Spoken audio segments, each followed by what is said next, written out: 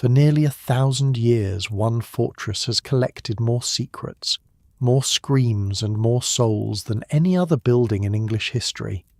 Kings have entered through its gates. Queens have knelt before its executioners. Children have vanished into its shadows, never to be seen again. The Tower of London has watched it all. And tonight, we're going to walk through those ancient stones together, from the very first foundation laid in blood, all the way to the ravens who guard it still. Here's what really happened behind those walls. If you enjoy these history stories, a like or subscribe is always nice. Drop your city in the comments too. Love seeing where everyone's listening from tonight, so get comfortable. Seriously, fix your pillows, pull up that blanket. Because we're going back almost 1,000 years to a time when England wasn't even England yet. Not really. It was about to become something else entirely, and it all started with a battle, a conqueror, and a fortress designed to terrify everyone who saw it. Picture London in 1066. October, specifically. The air is cold and smells like smoke and old fish. The city isn't pretty. It's cramped, muddy, full of wooden houses packed together so tight that when one catches fire, half the neighbourhood goes with it. The people here speak English. They worship in English churches. Their kings have English names. And then comes William. William the Conqueror, Duke of Normandy, just killed their king at Hastings. Harold Godwinson took an arrow to the face, and now everything these Londoners know is about to change. William's army is marching toward the city, and nobody knows what's going to happen next. Well, William knew. He didn't just want to conquer England, he wanted to break it, to make sure these stubborn island people never forgot who was in charge now. And the best way to do that?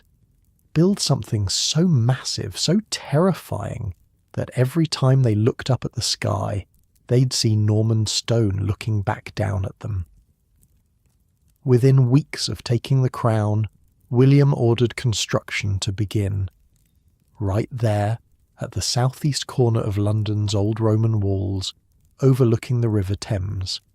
The spot was perfect, strategic.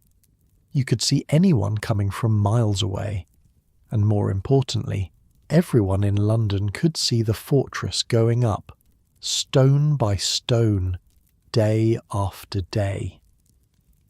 A Norman chronicler at the time wrote that William's men built fortifications against the restlessness of the huge and brutal populace. Yeah, the locals weren't happy about being conquered. Shocking, right? And William didn't even speak English. Can you imagine?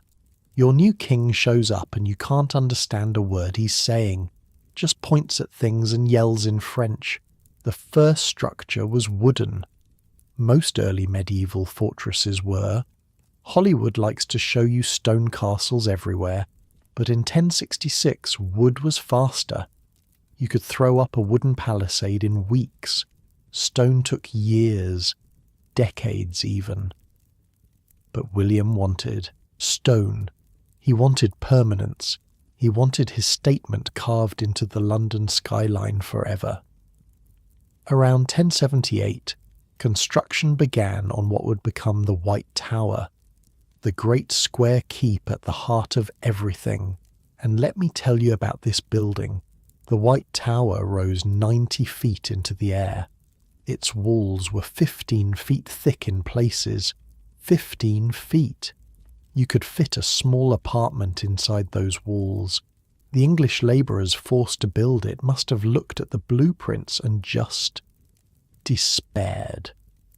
Because not only were they building the instrument of their own oppression, they were building it for a foreign king who just killed everyone they loved at Hastings.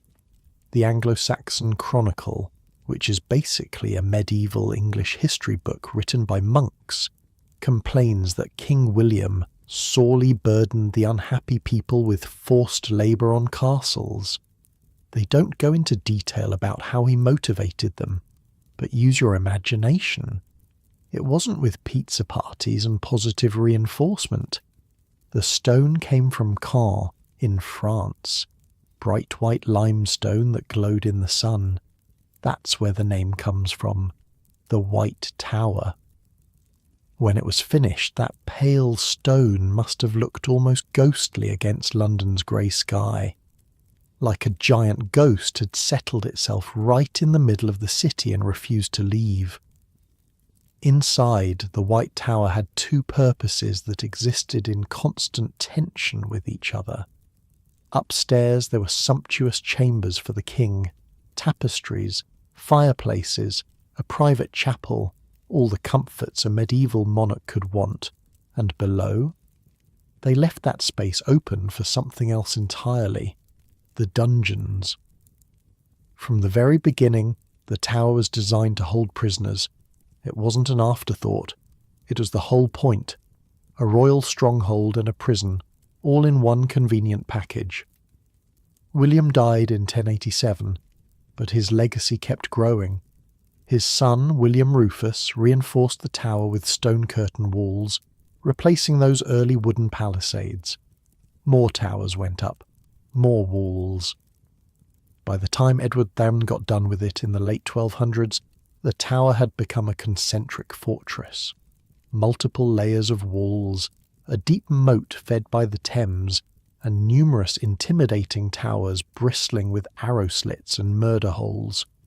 Each tower had a name: the Bloody Tower, the Salt Tower, the Bell Tower, the Wakefield Tower, names that would become synonymous with suffering over the centuries to come. Imagine standing inside those walls back then. The smell of horses and smoke and unwashed bodies packed together. The constant noise of construction, hammering and shouting in French and English and whatever other languages the workers spoke. The clank of armour as soldiers patrolled the battlements. And underneath it all, the ever-present sound of the Thames, that dark ribbon of water that connected London to the sea and brought ships from all over the known world. The tower wasn't just a fortress, it was a small city unto itself.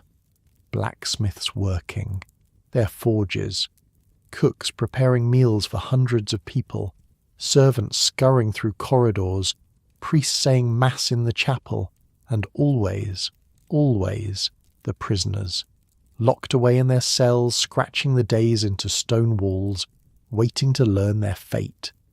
Kings poured money into this place. Henry III, Edward I. They knew something important. Whoever held the tower held London, and whoever held London held England. It was that simple. Now. Here's where we meet our first real character, and honestly he's kind of my favourite, because of the sheer audacity of what he pulled off. Ranulph Flambard. Picture a tall, portly man with clever eyes and an easy smile. Flambard was the Bishop of Durham, which sounds religious, but in 1100, being a bishop was mostly a business arrangement. He was really a royal administrator, a tax collector with a fancy hat. And here's the irony that makes this story perfect. Flambard had actually helped design parts of the White Tower. He knew its layout, its weaknesses, every nook and shadow. So when the new king, Henry III, accused Flambard of extortion and threw him in the tower, you'd think the man would know there was no escape. He'd built the prison himself. He knew how secure it was, but Flambard wasn't done yet. See, the thing about being a wealthy prisoner in medieval England is that you could still live pretty well. Flambard kept his servants. He could order in food. He had an allowance. It was more like house arrest for rich people than actual imprisonment. And Flambard used every advantage he had. One evening, he hosted a feast for his guards. A real party. The best wines money could buy. Roasted meats, music, laughter. The guards had been watching Flambard for months and nothing interesting ever happened. just a fat bishop eating and complaining. So they relaxed, they drank, they got drunk. And while they were drinking wine, Flambard's friends had smuggled something into the tower. Hidden inside a wine cask was a rope. That night, after the guards had passed out in a stupor of French wine, Flambard made his move. He tied the rope to something solid near his window, high up in the white tower. He looked down at the ground, maybe 90 feet below, and then this portly, middle-aged bishop climbed out the window and lowered himself down into the darkness. Associates were waiting below with horses. By the time the guards woke up the next morning, heads pounding, mouths tasting like something had died in them, Flambard was gone, vanished into the night like a ghost. He fled to Normandy, where he became chief advisor to Duke Robert, William the Conqueror's other son. He even led an army to try to invade England. It didn't work out, but still. The man escaped the most secure fortress in England and then tried to come back and conquer the place. You have to respect that.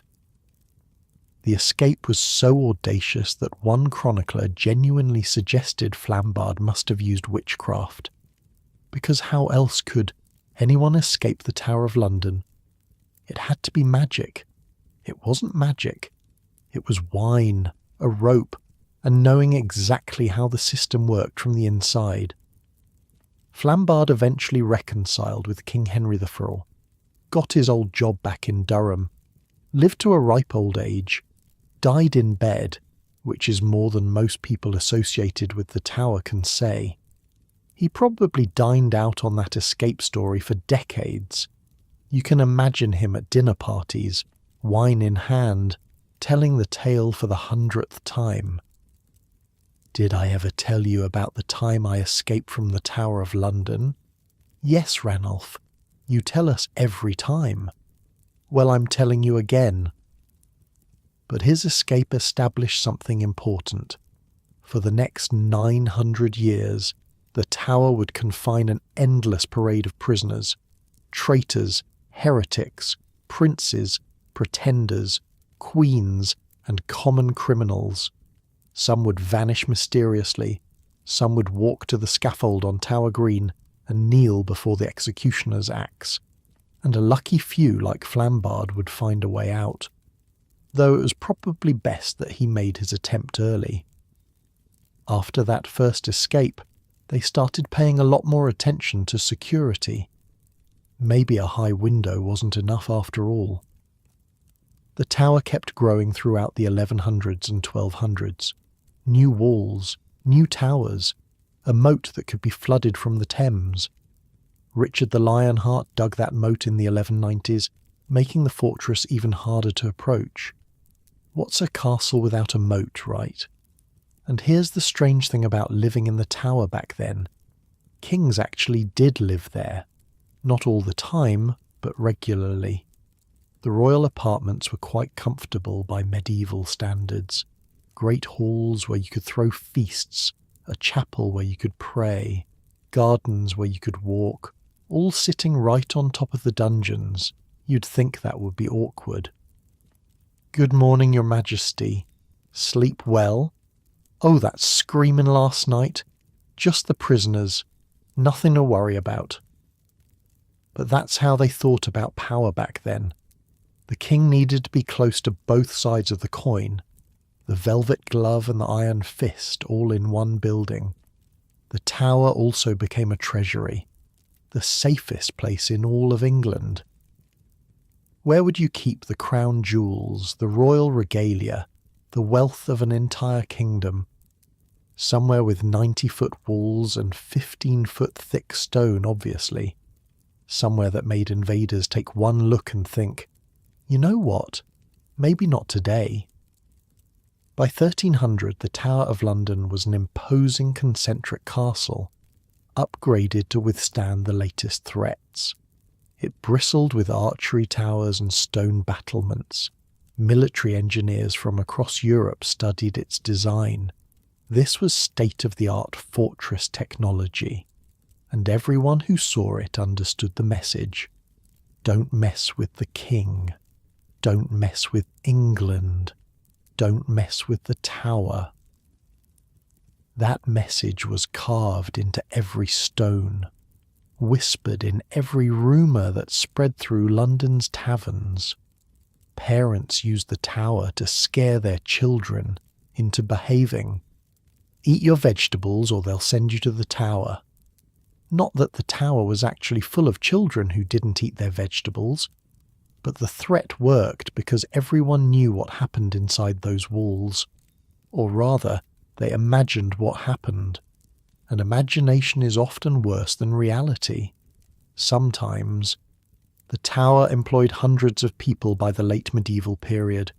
Yeoman warders who guarded the prisoners, soldiers who manned the walls, clerks who kept records of everything, the master of the ordnance who managed the kingdom's weapons, the keeper of the crown jewels, whose entire job was making sure nobody walked off with the king's shiny things. Speaking of which, those jewels would become the target of one of history's most audacious heists. But that's getting ahead of ourselves by about 400 years. Of course, that message only works if people believe it, if they're scared enough to stay in line, because walls, no matter how thick, are only as strong as the soldiers defending them, and the soldiers are only as loyal as their pay.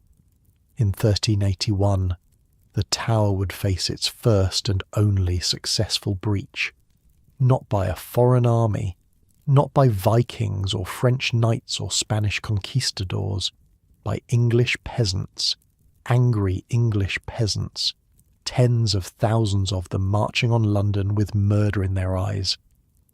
But that story, and the blood that followed it, is for another stretch of our journey through these ancient stones. For now, just picture the tower as it stood at the end of the 1200s. White walls glowing in the moonlight, ravens circling overhead, drawn by the smell of the kitchens and maybe something else. The moat reflecting torchlight from the battlements. A fortress that had already seen one daring escape. A prison that had already begun collecting souls. And 900 years of history still to come. Your pillow is probably pretty comfortable right now, the blanket warm around you, unlike those medieval prisoners huddled in cold cells, listening to the rats scurrying in the walls and the water dripping from the ceiling. The tower never slept. Guards walked the walls all night, calling out the hours. Church bells rang across the city. The Thames lapped against the southern walls, carrying whatever London decided to throw into it. Somewhere in those halls, future kings would pace and plan. Future queens would write desperate letters. Future children would play games in the morning sun, not knowing they'd never leave this place alive. But all of that was still to come. For now the tower just waited. Patient as stone, collecting. The tower kept growing. More walls, more towers, more reasons for Londoners to look up and feel that knot in their stomachs.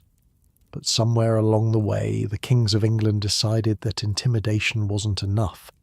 They wanted to impress people too, so they started collecting animals. Not dogs and cats, not horses, though they had plenty of those. No.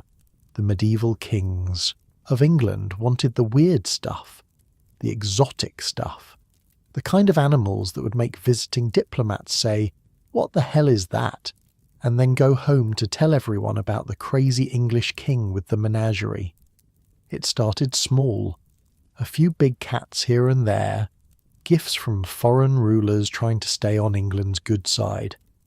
But by the 1200s, the Tower of London had become something nobody expected. A zoo. Picture this. You're a regular Londoner in 1252. You're walking along the Thames, maybe heading to market, thinking about fish prices or whether your neighbour's cow got into your garden again. And then you hear it. A sound that doesn't belong. A deep, rumbling growl that makes the hair on your arms stand up. You look toward the tower, and there, behind the walls, you catch a glimpse of something impossible. A polar bear. I'm not making this up. King Henry III received a polar bear as a gift from the King of Norway. A massive white bear from the frozen north, shipped all the way to London and deposited in the tower like some kind of medieval FedEx delivery. Sign here for your Arctic predator, Your Majesty. Now, keeping a polar bear alive in medieval London presented some challenges.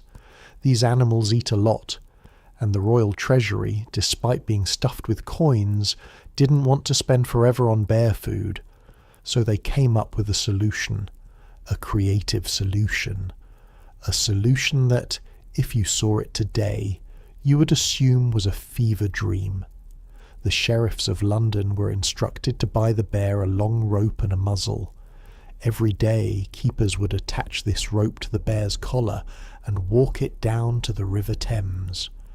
They'd lead a polar bear through the streets of medieval London, past the fish markets and the docks, and the people who had definitely not signed up for this, and let it swim in the river, to catch its own fish for supper. Think about that for a second. Somewhere in medieval London, there's a guy whose job title is basically bear walker. He wakes up every morning knowing that today, like yesterday, he's going to strap a rope to an apex predator and lead it through crowded streets to go fishing. What do you even put on your resume after that? Experienced in Arctic wildlife management and urban predator logistics, crowds would gather to watch. Of course they would. This was the greatest free entertainment in 13th century England. A giant white bear from lands most Londoners couldn't even imagine, splashing around in the Thames, snatching fish with those massive paws. Kids probably beg their parents to take them. Please, father, can we go see the bear eat things? Street vendors probably set up shop nearby, selling meat pies and ale to spectators, medieval tailgating for polar bear fishing. The whole thing sounds like something someone made up, but it's right there in the historical records. The sheriffs really did buy that rope. The bear really did fish in the Thames. The bear became a celebrity. And it wasn't alone for long. 3 years later, in 1255, King Henry III received another gift. This one from the King of France. And this one was even more unbelievable than the polar bear. An elephant. The first elephant ever seen in England. Ever. In the entire history of the island, no one had laid eyes on one of these creatures. They'd heard stories, sure, ancient tales from Roman times, travellers' accounts that most people assumed were exaggerated. But now there was an actual elephant standing in a special wooden house built near the tower gates. People lost their minds. A monk named Matthew Paris actually sketched the elephant. It's one of the earliest drawings of an elephant by someone who'd actually seen one, and honestly, it looks a little off. Like he couldn't quite believe what he was looking at, and his hand kept second-guessing his eyes. Londoners flocked to the tower to see this marvel. The first elephant. A creature from the edge of the world, from lands where everything was strange and wonderful, standing right there in London, eating hay and looking mildly confused about how it ended up here. Sadly, the elephant didn't last long. It died after about 2 years. The keepers had absolutely no idea how to care for an elephant. How could they? Nobody in England had ever seen one before. They were guessing, and some of their guesses were not great. One report claims they tried giving the elephant wine instead of water. They thought water might be bad for it. Wine apparently seemed like a safer bet. It wasn't. The poor creature probably died from a combination of wrong diet, wrong climate, and wrong everything. But for those 2 years, London had an elephant, the medieval equivalent of having a celebrity living in your neighbourhood. Oh yeah, the elephant. He's down by the tower. Saw him yesterday, looking a bit tired, honestly. The menagerie kept growing after that. Lions, leopards, a hyena at some point, all these dangerous animals prowling around in cages within the tower walls. At night their roars would echo across the fortress. Imagine being a prisoner, locked in your cell, listening to lions growling somewhere in the darkness. That's psychological warfare right there. Even if the lions couldn't reach you, you'd never quite believe it. The menagerie lasted for centuries, by the way, all the way until 1835, when the Duke of Wellington finally shut it down after a series of unfortunate incidents. A lion got loose, a leopard attacked a guard, the usual problems you have when you keep apex predators in medieval cages that were never designed for the job. But that's getting ahead of ourselves. Back in the 1300s, the tower was still growing, still collecting animals and prisoners and treasure, still looming over London like a stone giant that might wake up at any moment and crush everyone beneath it. The kings felt safe behind those walls, protected by stone and moat and the sheer terror the tower inspired in anyone who looked at it. They were wrong. In the summer of 1381, the tower faced its first and only breach, and it came from the last direction anyone expected. Not from France, not from Scotland, not from some foreign army with siege weapons and trained soldiers, from English peasants, tens of thousands of them, armed with farming tools and righteous fury. The peasants' revolt started over taxes. It usually does, doesn't it? The poll tax specifically, a flat tax that hit poor people way harder than rich people, because that's how flat taxes work. The peasants had been squeezed dry by years of plague and war and noble greed, and finally, in the summer of 1381, they snapped. They started marching, from Kent and Essex, from villages all across southeast England, picking up more people as they went. By the time they reached London, there were maybe 60,000 of them, maybe more. Nobody was counting carefully. They were too busy being terrified. The young King Richard II was only 14 years old. 14! Barely old enough to shave, suddenly facing the largest armed uprising in English history. His advisers hustled him into the Tower of London for protection. His mother came too, the whole royal court cowering behind those famous walls, while an ocean of angry peasants crashed against the city.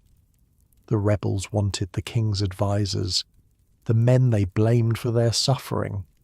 Specifically, they wanted Simon Sudbury, the Archbishop of Canterbury and Lord Chancellor, and they wanted Robert Hales, the royal treasurer, the money men, the policy makers, the ones who'd squeezed every last coin from people who had nothing left to give. Richard actually went out to meet the rebels. Can you imagine? 14 years old, climbing into a boat and floating down the Thames to parley with a mob that wanted blood. His advisers probably tried to stop him. Your Majesty, please, stay behind the walls. But Richard went anyway. Maybe he was brave, maybe he was naive, maybe he just didn't have any better options. The rebels were gathered at Mile End, shouting and waving their weapons, farmers with pitchforks, blacksmiths with hammers, regular people who'd been pushed too far. Richard listened to their demands. He made promises, agreed to abolish serfdom, agreed to lower taxes, said whatever he had to say to calm them down. It worked, mostly. Some of the rebels went home, satisfied that the king had heard them, but others stayed. Others wanted more than promises. They wanted blood. And while the king was away, A mob found their way to the tower. Here's where it gets murky. The garrison should have stopped them. The tower had soldiers, gates, walls, everything you need to hold off an army. But somehow, the peasants just walked in. Maybe the guards were sympathetic. Maybe they were scared. Maybe they looked at that crowd and did the math and decided they didn't get paid enough to die for Simon Sudbury. Whatever the reason, the gates opened, and the rebels poured inside. They went everywhere, ransacking the royal apartments, lounging on the king's bed. One chronicler, Jean Froissart, describes them stroking the beards of the terrified guards as if they owned the place, joking around, making themselves at home in the most secure fortress in England. But they hadn't forgotten why they came. They found Simon Sudbury in the chapel of the White Tower, the Archbishop of Canterbury, one of the most powerful men in England, hiding in a church and praying for sanctuary. He didn't find any. They dragged him out. Him and Robert Hales and several other royal officials pulled them through the crowds past the cheering rebels out to Tower Hill, and there, in broad daylight, the mob cut off their heads. It wasn't quick. The executioner, if you can even call him that, was just some guy with an axe. No training, no skill. Reports say it took 8 blows to get Sudbury's head off. 8. The Archbishop probably wasn't dead until the 3rd or 4th. Just kneeling there on Tower Hill, feeling the axe bite again and again, while a mob cheered. They stuck the heads on pikes, paraded them through London, eventually mounted them on London Bridge, where executed traitors' heads usually went. Except these weren't traitors. They were the king's own ministers, killed by the king's own subjects. Tower Hill ran with noble blood that day, and the Tower of London for the first and only time in its history had been breached. Richard II survived. He was still out negotiating when the killings happened. When he returned and saw what had become of his advisors, what did he feel? Relief that it wasn't him? Rage at the rebels? Fear of what might come next? Whatever he felt, he buried it. This 14-year-old boy looked at the disaster unfolding around him and made a choice. He would not run. He would not hide. He would face the mob again. The next day, Richard rode out to Smithfield to meet Wat Tyler, one of the rebel leaders. The meeting went badly. Tyler got into an argument with the king's men. Someone drew a weapon. Tyler was stabbed, pulled from his horse, and killed on the spot. The rebels surged forward, ready to avenge their fallen leader. And Richard, this teenage king who just watched his advisors get butchered, rode straight toward them. "You shall have no captain but me," he shouted, or something like that. The chroniclers disagree on the exact words, but the meaning was clear. "Follow me. I'm your king. I'm all you've got now." And somehow, impossibly, they did. The rebels followed Richard away from Smithfield, followed him until his forces could surround them, followed him until it was too late to do anything but surrender. Within a few weeks the revolt had collapsed and the leaders were being hunted down and executed. Richard's promises disappeared like morning fog. Serfdom continued. The taxes came back. Everything the rebels had fought for evaporated, but the events of 1381 became part of the Tower's legend forever. Never again would anyone assume those walls were impenetrable. Never again would the garrison get complacent. The Tower's power came from fear, and fear only works if people believe in it. After that summer, they believed a little less. New security measures went into place, new protocols, the kind of changes you make when you've just watched a mob drag your Lord Chancellor out of a chapel and hack his head off in front of a cheering crowd. The tower adapted. It always did. That was its gift. 900 years of adapting to whatever England threw at it. New threats, new rulers, new definitions of treason. The medieval period was winding down, though nobody living through it knew that. The Wars of the Roses were coming, the Tudors after that, and the tower was about to enter its bloodiest era. Kings would be murdered in their sleep. Princes would vanish without a trace. Queens would kneel before the executioner's sword on Tower Green. But for now, in the aftermath of the revolt, the tower just sat there, licking its wounds, repairing its reputation, waiting for the next chapter. The lions still roared at night. The ravens still circled overhead. The Thames still lapped against the southern walls, carrying away whatever secrets the tower wanted to forget. And somewhere in those cells, prisoners scratched another day into the stone, wondering if tomorrow would be the day they walked free, or the day they didn't walk at all.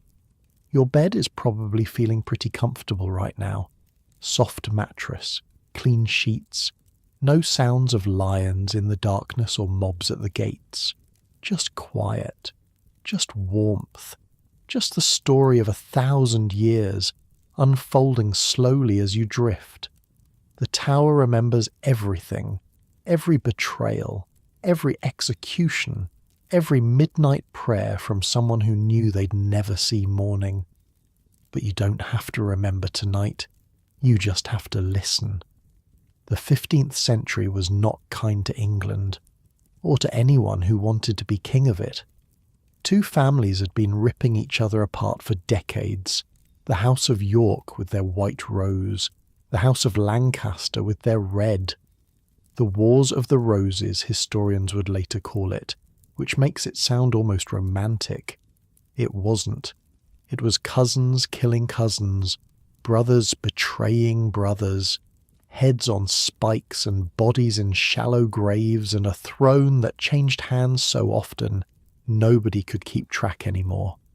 And through all of it, the Tower of London kept doing what it had always done, collecting. The tower became a dumping ground for overthrown kings during these years, a place to stash the losers until someone decided what to do with them.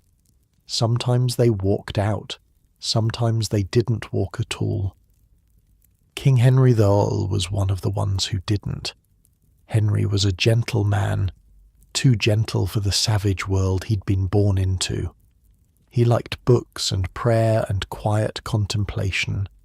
He founded Eton College and King's College at Cambridge. He cared about education and charity and all the soft things that get you killed when you're supposed to be a warrior king. The Yorkists deposed him in 1461, put Edward IV on the throne instead. Henry spent years in hiding, wandering through the north of England like a ghost, protected by loyalists who still believed in the old king. Eventually they caught him, brought him to London in chains, threw him in the Tower. He was held in the Wakefield Tower, a round stone chamber with narrow windows and a private chapel where he could pray. Henry prayed a lot. It was pretty much all he had left. For a while, it looked like he might survive. Edward IV didn't seem eager to kill him. Maybe he thought a living Henry, locked away and harmless, was less dangerous than a dead Henry who could become a martyr. Political calculations, chess moves with human pieces. But then Henry's supporters made one last desperate push. They freed him briefly in 1470, put him back on the throne for a few chaotic months. It didn't last. Edward IV came roaring back, crushed the Lancastrian army at the Battle of Tewkesbury, and threw Henry right back in the Tower. This time, there would be no reprieve. On the night of May 21st, 1471, Henry VI died in his cell. The official story said he died of melancholy. Pure grief, basically. His heart just gave out from sadness, which is a lovely poetic explanation that absolutely nobody believed. Everyone knew he'd been murdered, probably stabbed, maybe strangled. The orders almost certainly came from Edward IV or from his brother Richard, Duke of Gloucester. Someone wanted Henry dead, and someone made it happen.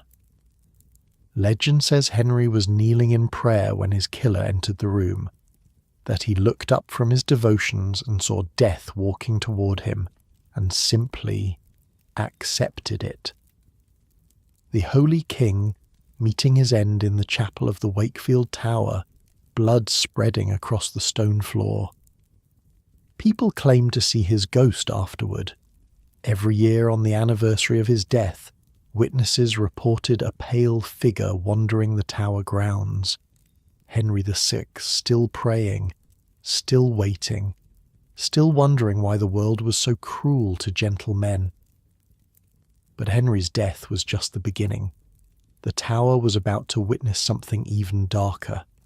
A crime so terrible that 500 years later, people still argue about who did it. The princes in the tower. Edward III died suddenly in April 1483. He was only 40 years old, in good health, and then he was just gone. Some kind of fever, maybe poison. Nobody knew for sure. He left behind 2 sons, Edward, 12 years old, now King Edward V, and Richard, 9 years old, Duke of York. 2 boys who had no idea their lives were about to become a nightmare.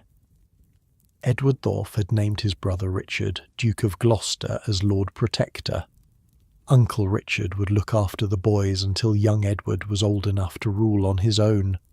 A straightforward plan, a sensible arrangement. Nothing about what followed was sensible.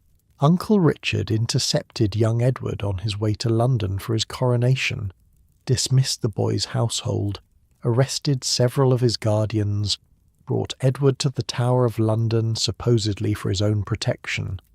The Tower, where kings went to prepare for their coronations, sure, but also where kings went to disappear. A few weeks later, Uncle Richard convinced the boy's mother to send her younger son to join his brother. Richard, the 9-year-old, was pulled from sanctuary at Westminster Abbey, told he was going to keep his brother company, told everything would be fine. He walked into the Tower of London in June of 1483. He never walked out. Try to imagine those first days for the 2 brothers. Edward, the older one, probably understood what was happening. He'd been raised to be king. He knew about politics and power and how quickly fortunes could change. He knew his uncle's reputation. Richard, the younger boy, probably didn't understand at all. 9 years old, suddenly ripped away from his mother, told he was going to play with his brother. Excited, maybe, to see Edward again, not knowing that protection sometimes means imprisonment when you're talking about medieval royals. They had servants, they had food, they had comfortable rooms by Tower standards, but they also had guards. And the guards reported to their uncle, not to them. For a while, people saw the boys around the Tower grounds. They'd catch glimpses of them playing in the gardens, shooting arrows at targets, running around the courtyards like normal children, except for the guards always watching. Always watching. An Italian diplomat named Dominic Mancini was in London that summer. He wrote about the princes, described how they were seen less and less as the weeks went by, like they were fading, disappearing in slow motion right before everyone's eyes. Mancini also wrote something haunting about Edward, the older boy.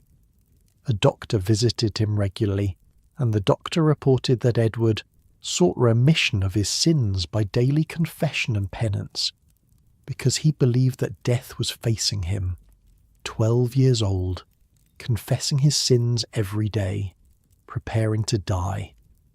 What does a 12-year-old even confess? Not sharing his toys? being mean to his little brother. And here he was, kneeling in some cold tower chapel, asking God's forgiveness because he knew, somehow, that he wouldn't survive this. By autumn of 1483, the boys had vanished entirely.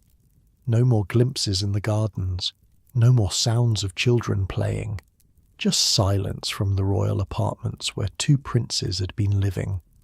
And their uncle, their devoted uncle who was supposed to protect them, he was busy having Parliament declare the boys illegitimate, busy claiming that Edward their's marriage had been invalid all along, busy putting a crown on his own head and calling himself King Richard III.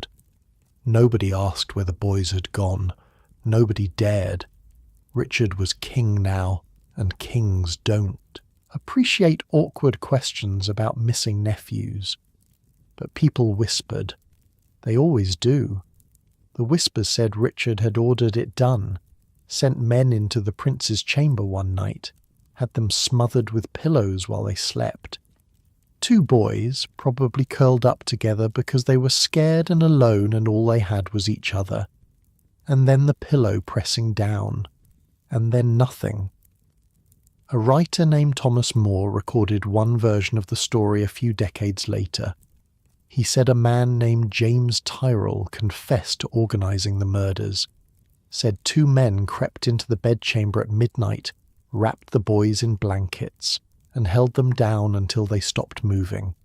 Then they buried them, somewhere in the tower, under a staircase maybe, a shallow grave for two princes who should have been kings. Is the story true? Maybe. Moore was writing 40 years after the fact, working for the Tudors, who had every reason to make Richard III look like a monster. History is written by the winners, and the Tudors definitely won. But here's the thing. In 1674, nearly 200 years later, workmen were doing repairs in the Tower of London. They were digging around the base of a staircase leading up to the White Tower Chapel. Just routine maintenance, fixing some stones. And then their shovels hit something. Bones, two skeletons, small ones, children. They were buried about 10 feet deep, under the rubble and foundation stones, hidden so well that 2 centuries of residents had walked over them every single day without knowing. The workmen reburied them at first, probably thinking nothing of it. Old buildings have old bones. London is practically built on bones. Medieval plagues, Roman graveyards. Every time you dig in London, you find somebody. But then someone important found out about the discovery. Someone who knew the story of the princes. Someone who realised what those bones might mean. King Charles II ordered the bones exhumed, examined, and then, in 1678, he had them placed in a marble urn and interred at Westminster Abbey, right there with the other kings and queens of England.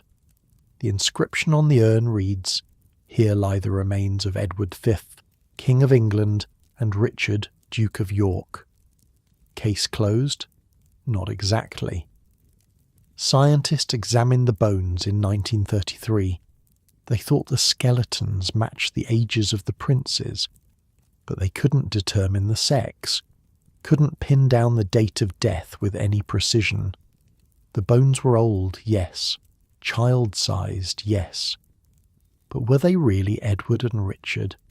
Or just 2 random medieval children who died of plague or accident or any of the 1,000 things that killed kids back then? The Abbey has refused to allow modern DNA testing, so we'll probably never know for sure.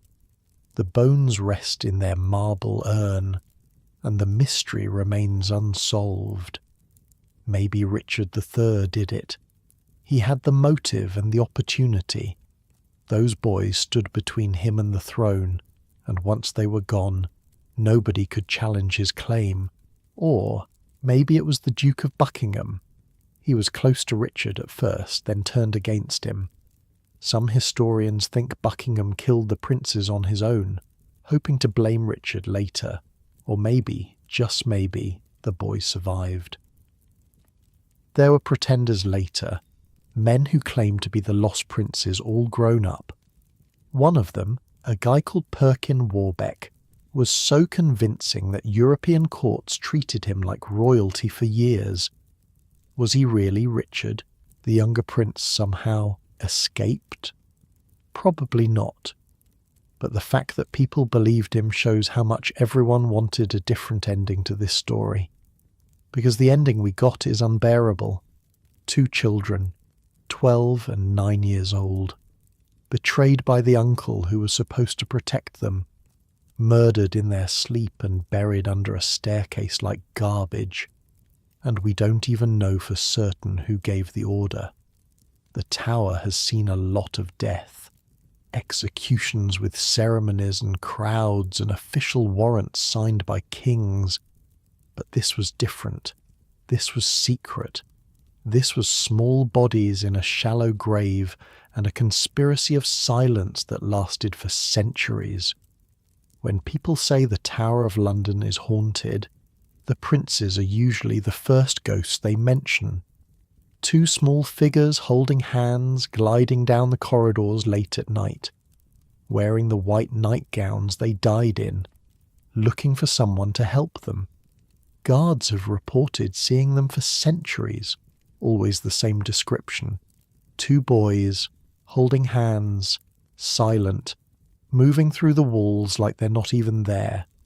Which, of course, they're not. They haven't been there for 500 years. If ghosts are real, if they're the echoes of violent deaths and unfinished business, then the princes have every right to haunt this place. Betrayed by family, murdered in their sleep, buried in secret and forgotten for 200 years. That's enough unfinished business for a dozen ghosts. Nobody ever helps them. How could they? It's been 500 years. The boys are beyond helping now.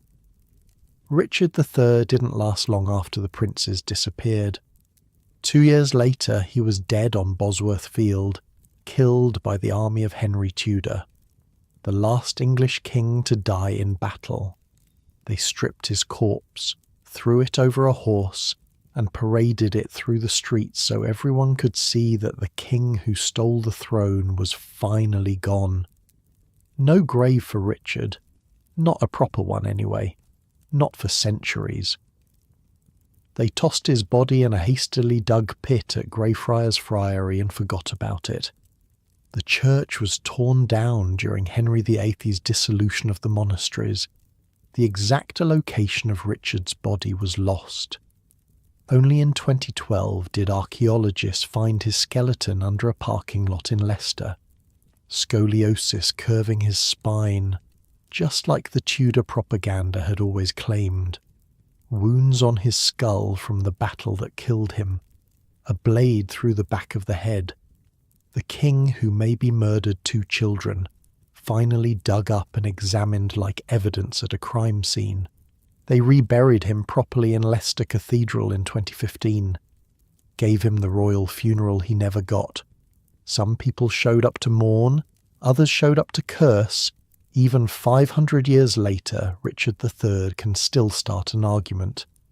But that still doesn't tell us what really happened in the tower that autumn of 1483. Doesn't tell us who gave the order. Doesn't tell us if those bones in Westminster Abbey are really the boys. Some mysteries don't get solved.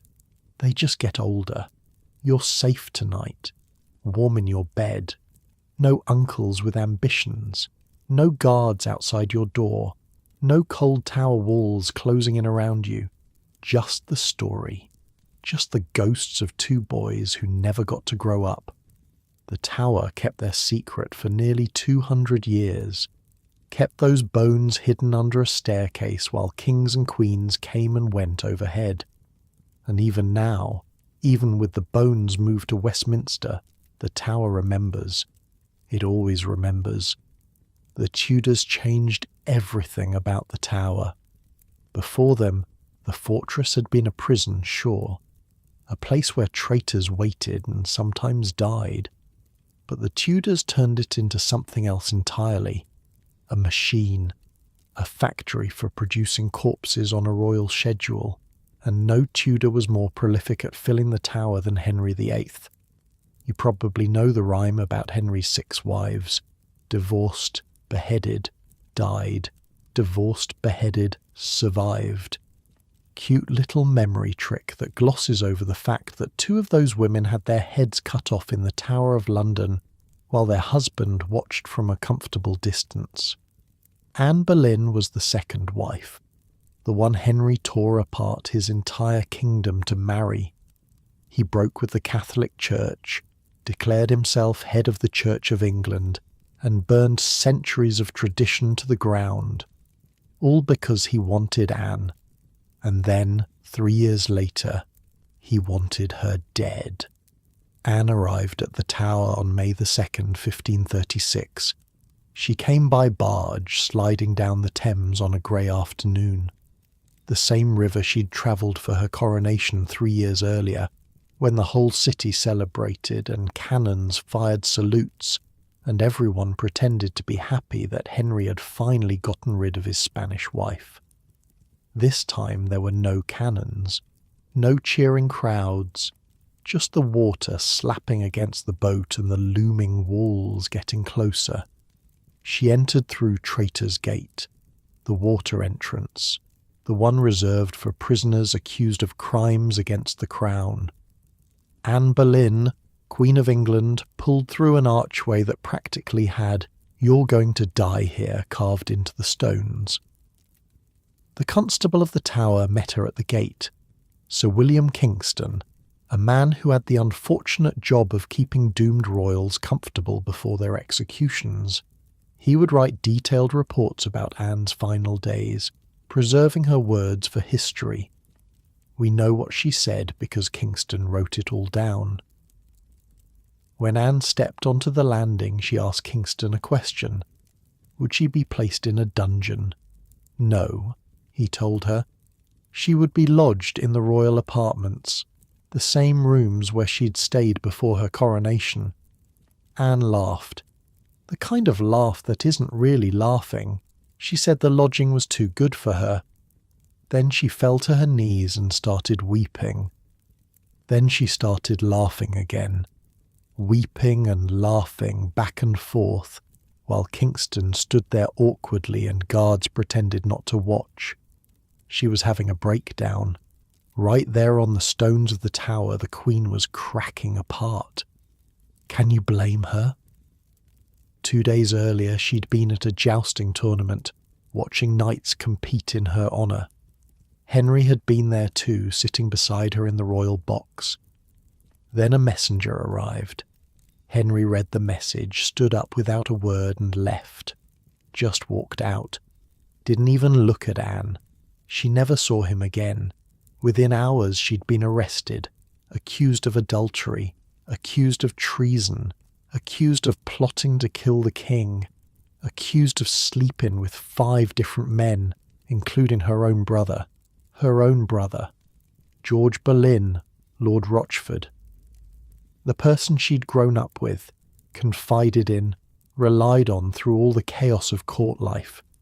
They said she'd committed incest with him, that the 2 of them had conspired together against the king. George was arrested too, thrown in the tower right alongside his sister. They would die within days of each other, executed for crimes they didn't commit, separated by walls but probably close enough to hear each other's footsteps in the night. None of it was true.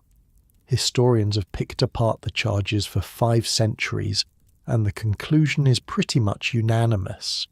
Anne Boleyn was framed. Henry wanted a new wife, a wife who could give him a son, and the only way to get one was to get rid of Anne permanently. Divorce wasn't enough this time. He needed her dead. Anne had given him a daughter, Elizabeth, the future Virgin Queen. But daughters didn't count, not to Henry. He needed a male heir, a boy to continue his dynasty, and Anne had failed. Worse, she'd recently miscarried a son. Henry saw it as a sign from God. His marriage was cursed. Anne was cursed. So they invented crimes. Tortured a musician named Mark Smeaton until he confessed to sleeping with the Queen. Arrested 4 other men on equally flimsy evidence.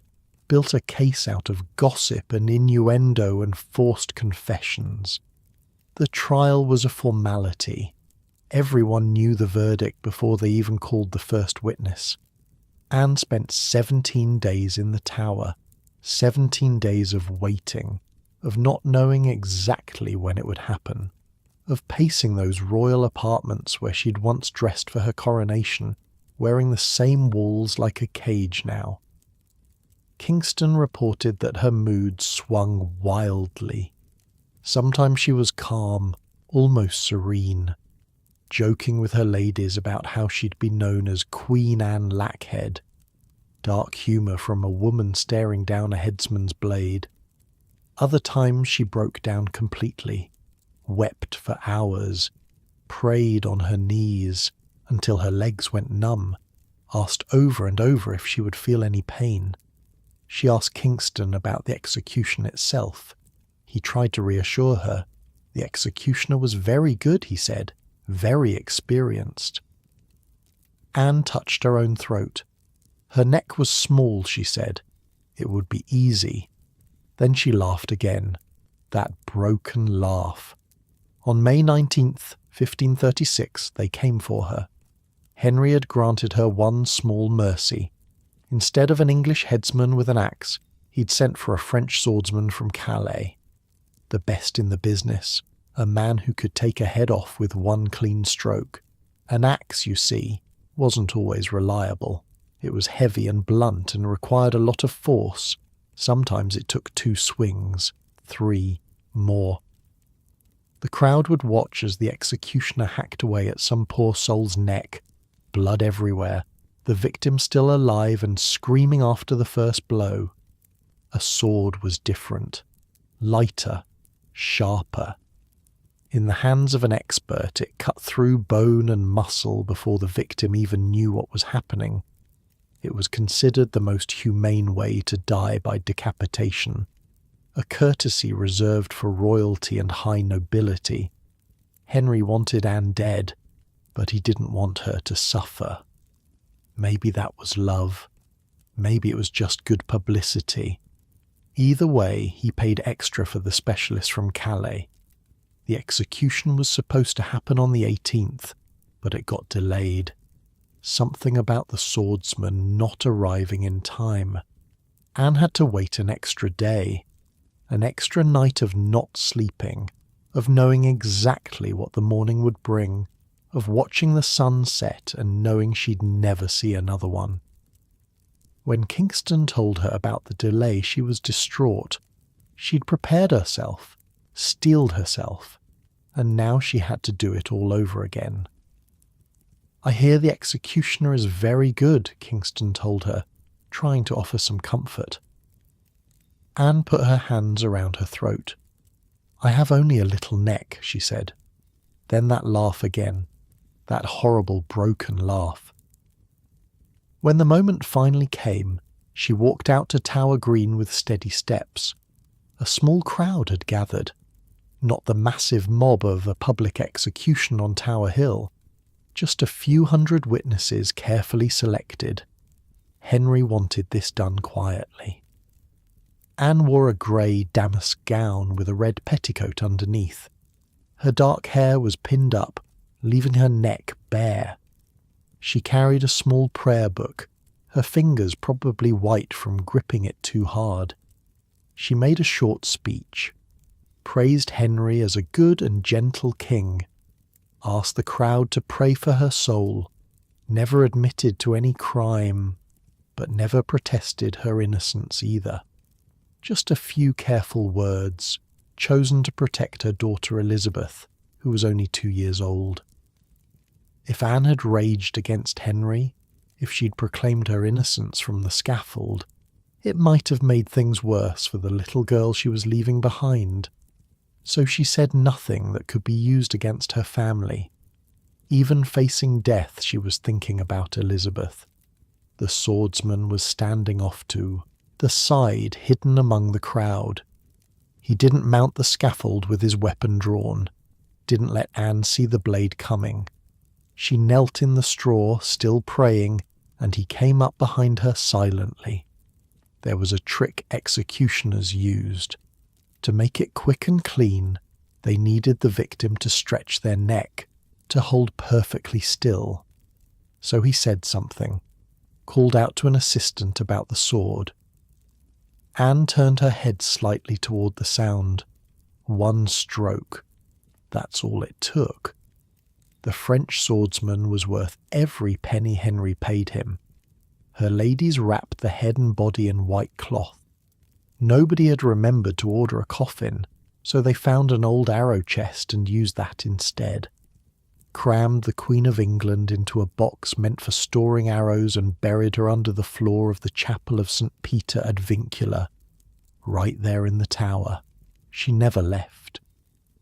6 years later, Henry sent another wife to the same place. Catherine Howard was young, probably around 17 when she married the king, though her exact birth date is lost. She was bubbly, flirtatious, full of life, everything that Anne had been, but without Anne's sharp intelligence. She was also terrified of Henry. Who wouldn't be? By 1540 he was 50 years old, massively overweight, with a rotting ulcer on his leg that stank so badly courtiers would gag when they got too close. The handsome young king who had courted Anne Boleyn was long gone. In his place was a monster in constant pain, with a hair-trigger temper and a growing list of dead ex-wives. Catherine's crime was simpler than Anne's. She actually had been with other men before her marriage, and she may have been with one of them after, Thomas Culpeper, a gentleman of the King's Privy Chamber. Whether they actually committed adultery or just wrote some indiscreet letters is still debated. But it didn't matter.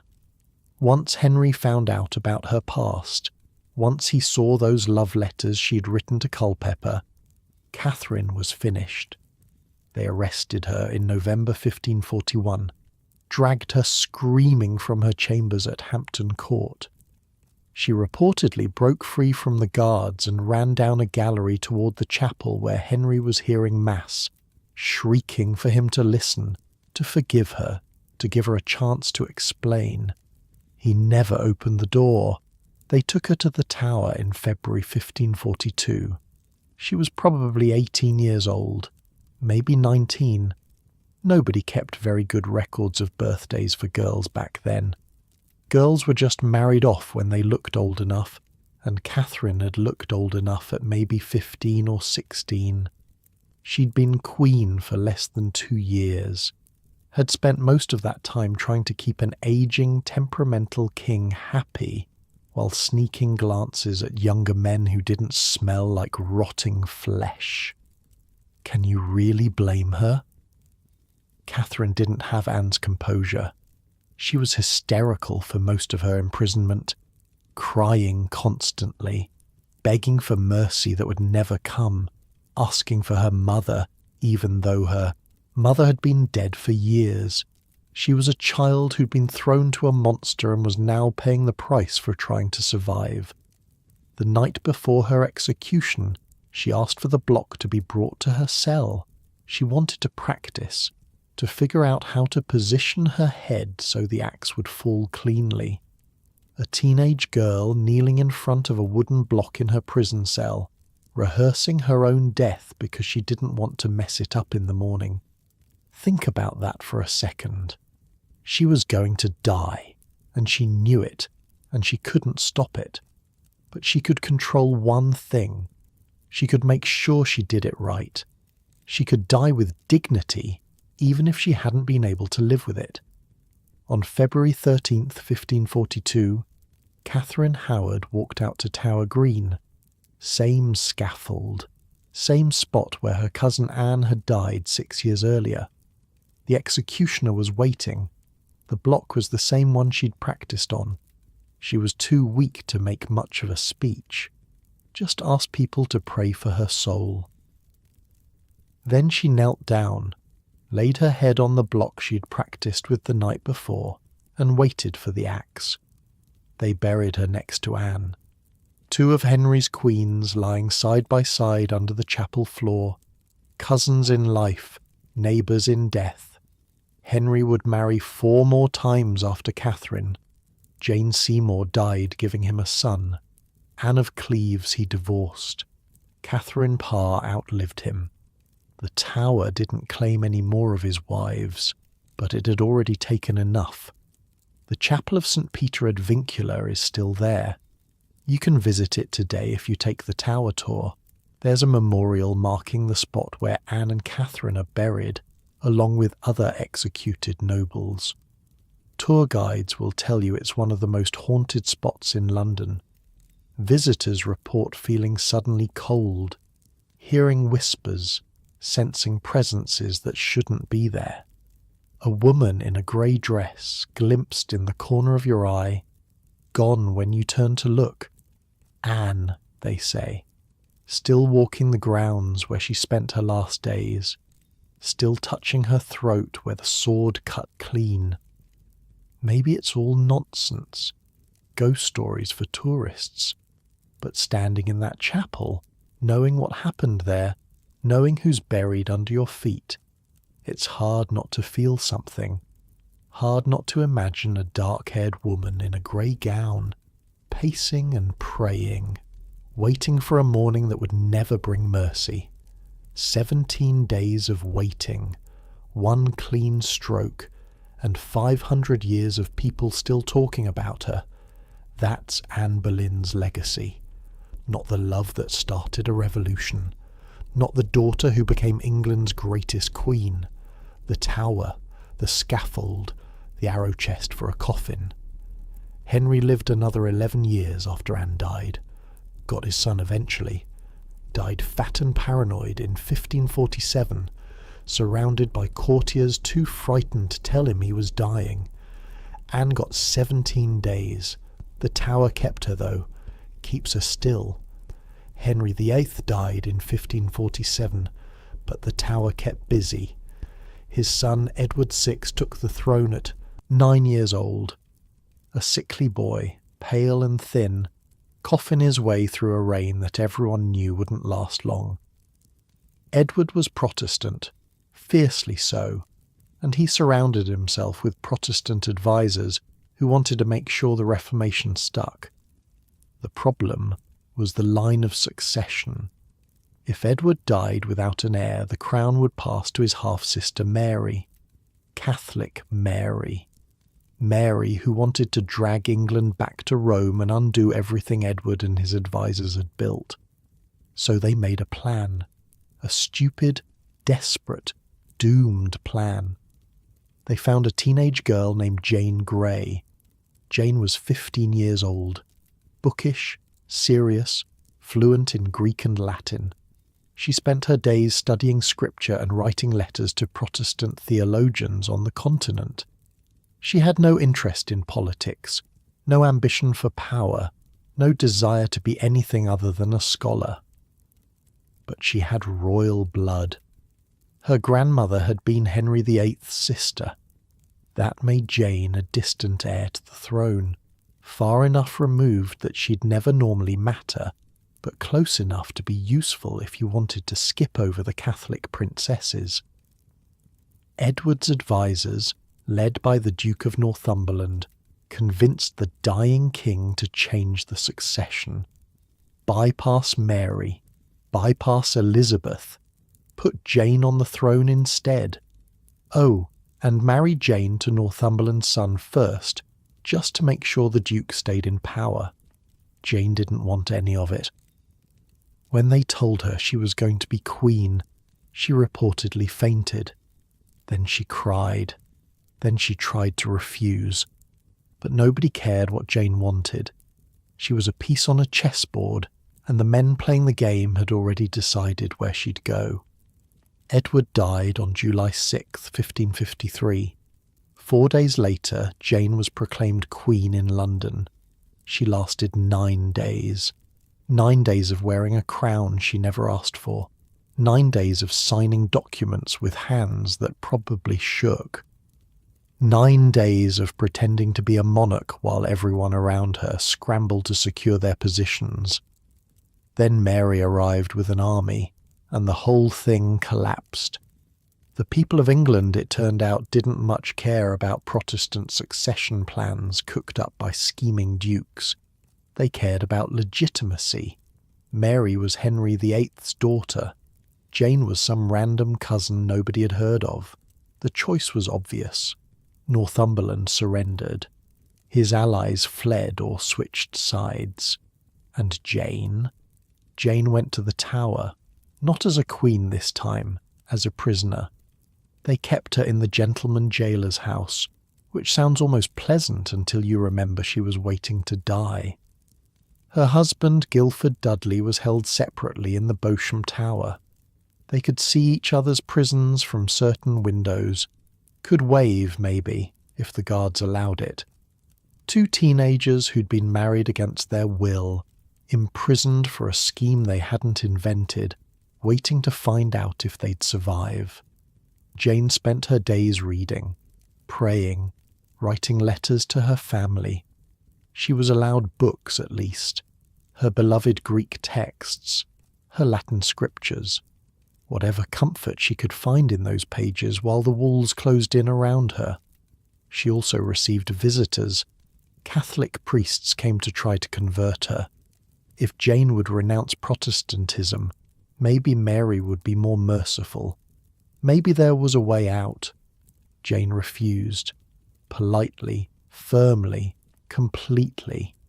She debated theology with these priests, matching them argument for argument, holding her ground even though her life might depend on giving in. Her faith was the one thing she'd chosen for herself, the one thing nobody had forced on her. She wouldn't surrender it. For a while, it looked like they might survive anyway. Mary wasn't eager to execute her young cousin. Jane was a pawn, not a mastermind. Everyone knew that. Mary wanted to be merciful, wanted to show she was different from her father, different from the bloody tyrant who'd killed his wives and his friends with equal indifference. But then there was a rebellion.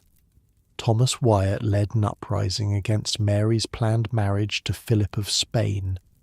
The rebels marched on London, and even though Jane had nothing to do with it, even though she was locked in the Tower the whole time, Mary's advisors convinced her that Jane was too dangerous to live. As long as Jane breathed, Protestants would have a figurehead to rally around. The death warrant was signed. On February 12, 1554, Guildford Dudley was executed first. They took him to Tower Hill, the public execution ground, where crowds could watch and jeer. He was maybe 17 years old. Walked out to the scaffold, said his prayers, laid his head on the block. Jane was watching from a window. She saw the cart come back, saw her husband's body, headless, wrapped in bloody cloth, saw them carry what was left of him past her prison toward the chapel where he'd be buried. "Oh, Guildford, Guildford," she reportedly said. An hour later, it was her turn. They didn't take Jane to Tower Hill. Too risky. A 16-year-old girl crying and praying, being led to her death in front of thousands. The crowd might turn ugly, might feel sympathy, might start asking uncomfortable questions about why exactly this child had to die. So they built a scaffold on Tower Green instead. Private, contained. Just a few dozen witnesses, carefully selected. Jane walked out in a simple black dress. She carried a prayer book, gripped so tight her knuckles were white. Her ladies-in-waiting followed behind her, weeping. Jane wasn't weeping.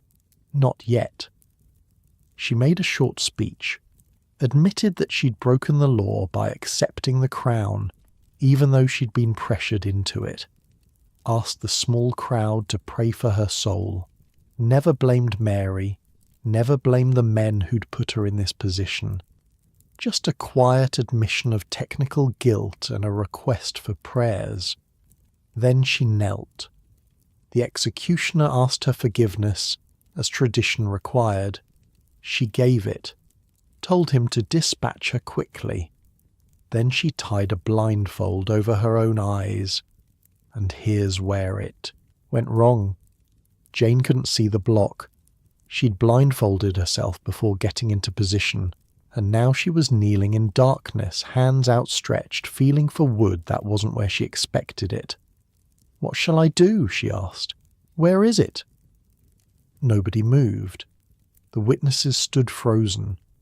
The executioner waited, and this 16-year-old girl, blinded by her own hand, fumbled around on the scaffold floor, searching for the block where she was supposed to lay her head. Finally, someone guided her, helped her find it. She stretched her neck across the wood and whispered her final words, "Lord, into thy hands I commend my spirit." One stroke. It was over. They buried her in the chapel of St. Peter ad Vincula, next to Anne Boleyn and Catherine Howard. Another woman killed for being inconvenient. Another body under the chapel floor. The famous painting of Jane's execution, the one by Paul Delaroche, captures that moment of blindfolded confusion. Jane in white groping forward, while a man guides her toward the block. It's not historically accurate in the details, but it gets something right about the horror, the helplessness, the way even death couldn't be dignified when you were blindfolded and alone and nobody would tell you where to put your head. But Jane wasn't the only woman who died badly in the Tower during these years. Margaret Pole, Countess of Salisbury, had the worst death of all. Margaret was old, 67 years old in 1541, which was ancient by Tudor standards. She'd survived decades of political chaos. Her father had been executed by Edward IV, her brother had been executed by Henry VII. She'd outlived them all, navigating the treacherous waters of court life with a combination of caution and stubbornness. But she had Plantagenet blood, royal blood from the old dynasty, and Henry VIII had become paranoid about anyone with a claim to the throne, however distant. When Margaret's son Reginald Pole denounced Henry's religious policies from the safety of Rome, Henry couldn't touch him, so he went after the family instead. Arrested Margaret, threw her in the Tower, charged her with treason based on the flimsiest of evidence. She was kept in brutal conditions. Cold cells, inadequate food, no warm clothes for an elderly woman in an English winter. She reportedly had to beg for basic necessities. The richest woman in England, reduced to pleading for a blanket. Henry let her rot for 2.5 years. Maybe he was hoping she'd die on her own, spare him the awkwardness of executing a 67-year-old lady. But Margaret was stubborn. She refused to die conveniently. So on May 27th, 1541, they came for her. The execution was rushed. No proper scaffold, no skilled headsman, just a low wooden block and a young, inexperienced executioner who had probably never killed anyone before. Margaret refused to kneel, refused to lay her head on the block like a common criminal. She was a Plantagenet, descended from kings, and she would not grovel for these upstart Tudors. "So should traitors do," she reportedly said, "but I am none." What happened next was butchery. The young executioner swung his axe, missed her neck, hit her shoulder instead. Margaret screamed, tried to get up. He swung again, missed again, struck her head but didn't sever it. Blood everywhere now. Margaret still moving, still alive, this ancient woman being hacked apart in slow motion. It took 11 strokes to kill her. 11! Witnesses were horrified.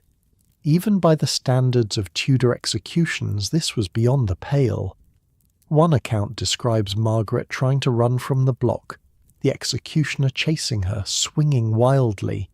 It reads like a nightmare. It probably was one for everyone who had to watch. They threw what was left of her into the chapel with the others. Another body for the pile, another ghost for the tower.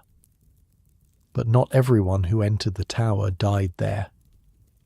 2 months after Jane Grey's execution, another young woman arrived at Traitor's Gate. She was 20 years old, red-haired, terrified, and she would one day become the greatest monarch England had ever known, Princess Elizabeth.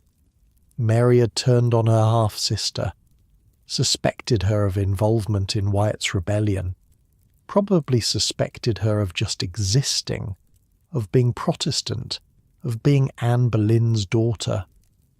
All the old hatreds between their mothers, Catherine of Aragon and Anne Boleyn, had been inherited by the daughters. Elizabeth was arrested and brought to the tower by barge. When she reached Traitor's Gate, the water entrance, she refused to get out, sat in the boat in the pouring rain, arguing with her guards.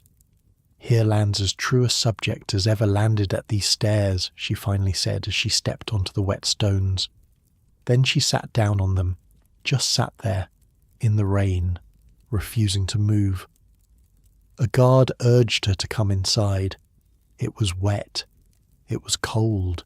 She was getting soaked. "Better sitting here than in a worse place," Elizabeth replied.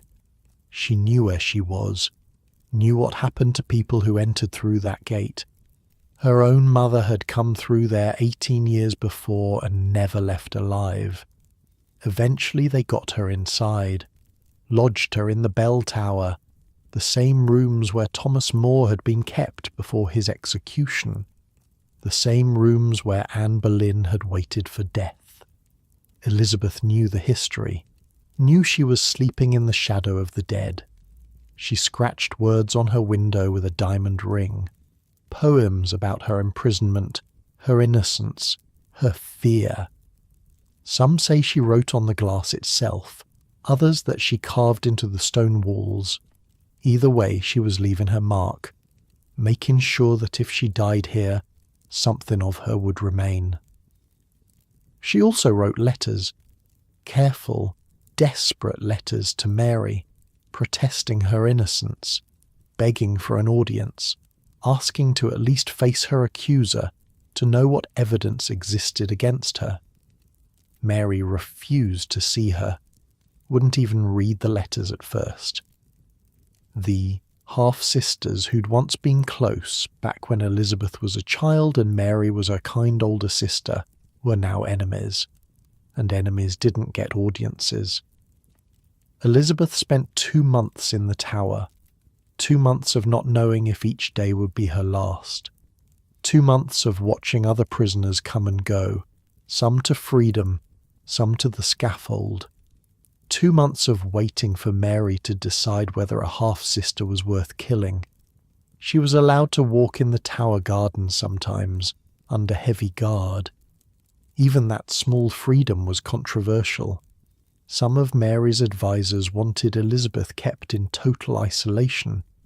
They said she was too dangerous, too charming, too likely to win sympathy from her guards. There's a story, probably apocryphal but telling nonetheless, about a little boy, the son of one of the tower officials, maybe 4 or 5 years old. He would bring Elizabeth flowers when she walked in the garden, tiny bouquets of whatever was blooming, offered up by small hands to the imprisoned princess. When Mary's council heard about this, they were furious, interrogated the child's father, demanded to know if he was part of some conspiracy. The man barely escaped punishment. That was the atmosphere Elizabeth lived in. Every kindness was suspicious. Every friendly face was a potential trap. Every day could bring the order that would end her life.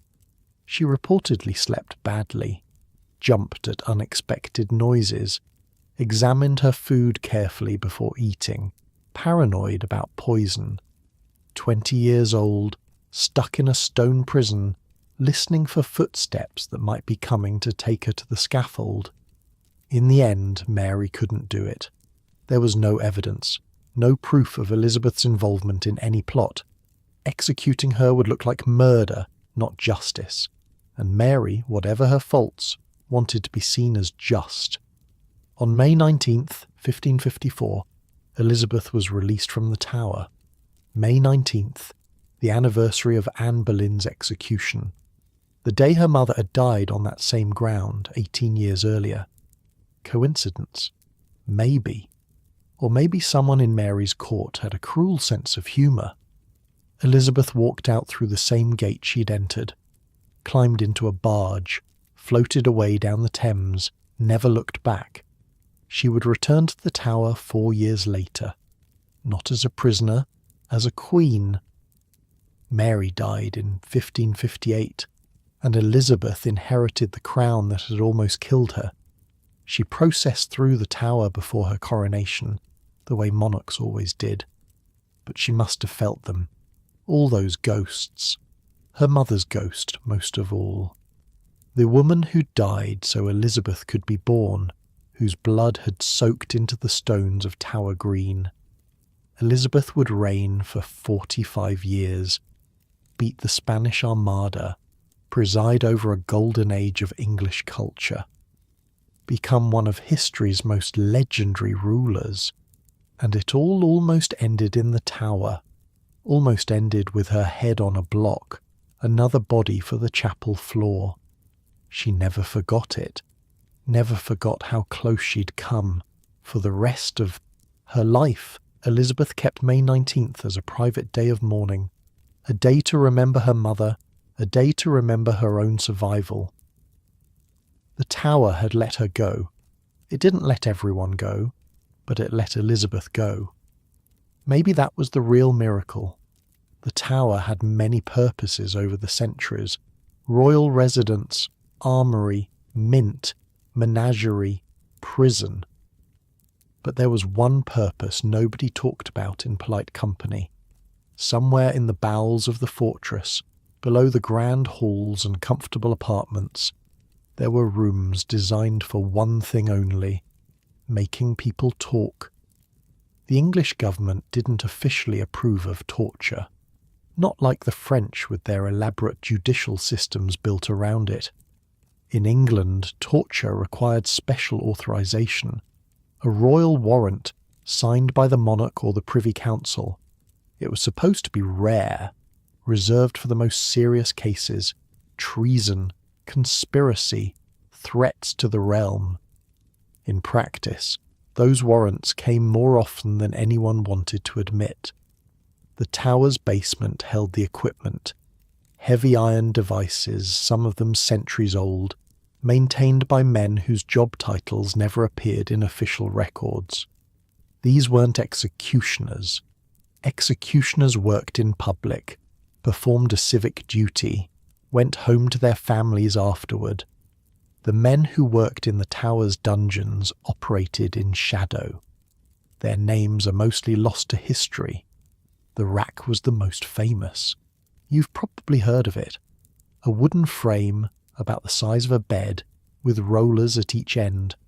The prisoners' wrists were tied to one roller, their ankles to the other. Then the torturer started turning, slowly, inch by inch. The body stretching, joints separating, muscles tearing. The pain was supposed to be indescribable. Prisoners would confess to anything just to make it stop. Confess to crimes they'd committed, crimes they hadn't committed, crimes they'd never even heard of. The rack at the Tower had a nickname: the Duke of Exeter's daughter, named after a constable who had supposedly improved the design in the 1400s, made it more efficient at pulling people apart. Gallows humour. The kind of joke that only makes sense when you're surrounded by horror. Then there was the scavenger's daughter, the opposite of the rack. Instead of stretching the body out, this device compressed it. An iron frame that forced the victim into a crouching position, head pressed down to knees, body folded in half. The pressure built gradually. Blood vessels burst, bleeding from the nose and ears. Some prisoners' ribs cracked under the strain. A man named Skevington invented it during Henry VIII's reign, so it was also called Skevington's gyves. Another charming nickname for another charming device. There were the manacles too, iron cuffs attached to the ceiling by chains. Prisoners were suspended by their wrists, feet barely touching the ground, for hours at a time. The weight of their own bodies slowly dislocated their shoulders. Guards would come back to find prisoners, hanging limp, arms twisted at unnatural angles, too broken to even scream anymore. And there was the little ease, not a torture device exactly, more like a cell, a tiny stone closet maybe 4 feet on each side, too small to stand up in, too small to lie down in, too small to sit comfortably. Prisoners were crammed inside and left there, days sometimes, weeks, forced into a permanent crouch, muscles cramping, mind breaking, begging to be let out even if it meant the rack was waiting. The Little Ease still exists technically. Tourists walk past it on tower tours. Most don't even notice it. Just a small door in a stone wall. Nothing to indicate what happened inside. These devices were used on men and women alike. Rank didn't always protect you. Wealth didn't protect you. Even the cloth didn't protect you, if the crown wanted you badly enough. Anne Askew found that out in 1546. Anne was a gentlewoman from Lincolnshire, educated, articulate, deeply committed to the Protestant faith. She'd left an unhappy marriage and come to London, where she fell in with reformers who wanted to push the English Church further from Catholic tradition. This was dangerous. Henry VIII had broken with Rome, sure, but he wasn't fully Protestant either. He liked being head of the church, didn't much like people telling him what to believe. And by 1546, the king was old, sick, paranoid, and looking for heretics to burn. Anne was arrested that spring, accused of denying the Catholic doctrine of transubstantiation. In other words, she didn't believe the communion bread actually became Christ's body. A theological dispute that shouldn't matter to anyone except priests and scholars. But in Tudor England, it could get you killed. They brought her to the Tower for questioning, and when questioning didn't work, they brought her to the rack. Anne Askew was one of the only women ever officially tortured in the Tower. The Lord Chancellor himself, Thomas Wriothesley, oversaw her interrogation. He wanted names, other Protestant sympathisers, ladies at court, maybe even the Queen, who might share Anne's beliefs. Anne wouldn't give them up. Not one name, not one hint. They stretched her on the rack until, by her own account, she was nigh dead. Her joints separated. Her body was so damaged that when they finally took her off, she couldn't walk, couldn't even stand. The official torturer, a man named Anthony Knivett, reportedly refused to keep turning the rollers at some point, said it was too much. Wriothesley himself had to take over the cranking. Think about that. A Lord Chancellor of England, one of the most powerful men in the kingdom, personally operating a torture device on a young woman because even the professional torturer thought it had gone too far. Anne still didn't talk. A month later they burned her at the stake. She had to be carried to the execution in a chair because her legs no longer worked. They chained her upright to the stake because she couldn't stand on her own. And when the flames rose around her, she reportedly never made a sound. Anne Askew's story was published after her death, smuggled out of England by Protestant sympathisers. It became a bestseller across Europe, proof of Catholic cruelty, propaganda for the Reformation. Her suffering wasn't meaningless, but it was still suffering. 60 years later, another prisoner faced the Tower's interrogators. his story would become even more famous. Guy Fawkes, November 5th, 1605, the Gunpowder Plot. A group of Catholic conspirators tried to blow up Parliament, kill King James III, and somehow spark a Catholic uprising that would restore their faith to power. It was never going to work. Too many people involved. Too many chances for leaks. Someone talked, and the whole thing unravelled. Fawkes was the one they caught in the cellar, guarding 36 barrels of gunpowder, enough explosive to level the entire building and everyone in it. King, lords, commons, all of them. When guards burst in at midnight, Fawkes was carrying a watch, slow matches, and touchwood. Everything he needed to light the fuse that would have changed English history forever. He gave a fake name at first, John Johnson, claimed to be a servant, said he didn't know anything about any plot. The guards didn't believe him, neither did the king. King James himself took an interest in the interrogation. He wrote a letter authorizing torture with specific instructions. Start with the gentler tortures, he wrote, and if those didn't work, proceed by degrees to the worst. The phrase by degrees tells you everything. They weren't supposed to break him all at once. They were supposed to take their time. They took Fawkes to the tower. We don't know exactly what they did to him. The records are deliberately vague, but we can see the results.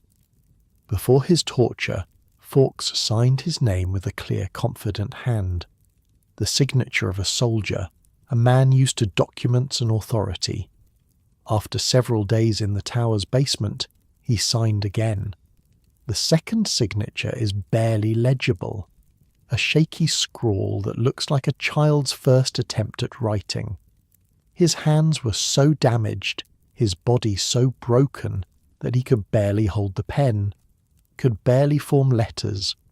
The transformation is visible in those two signatures, preserved in archives, showing exactly what the tower did to him. Fawkes confessed. Of course he confessed. Everyone confessed eventually.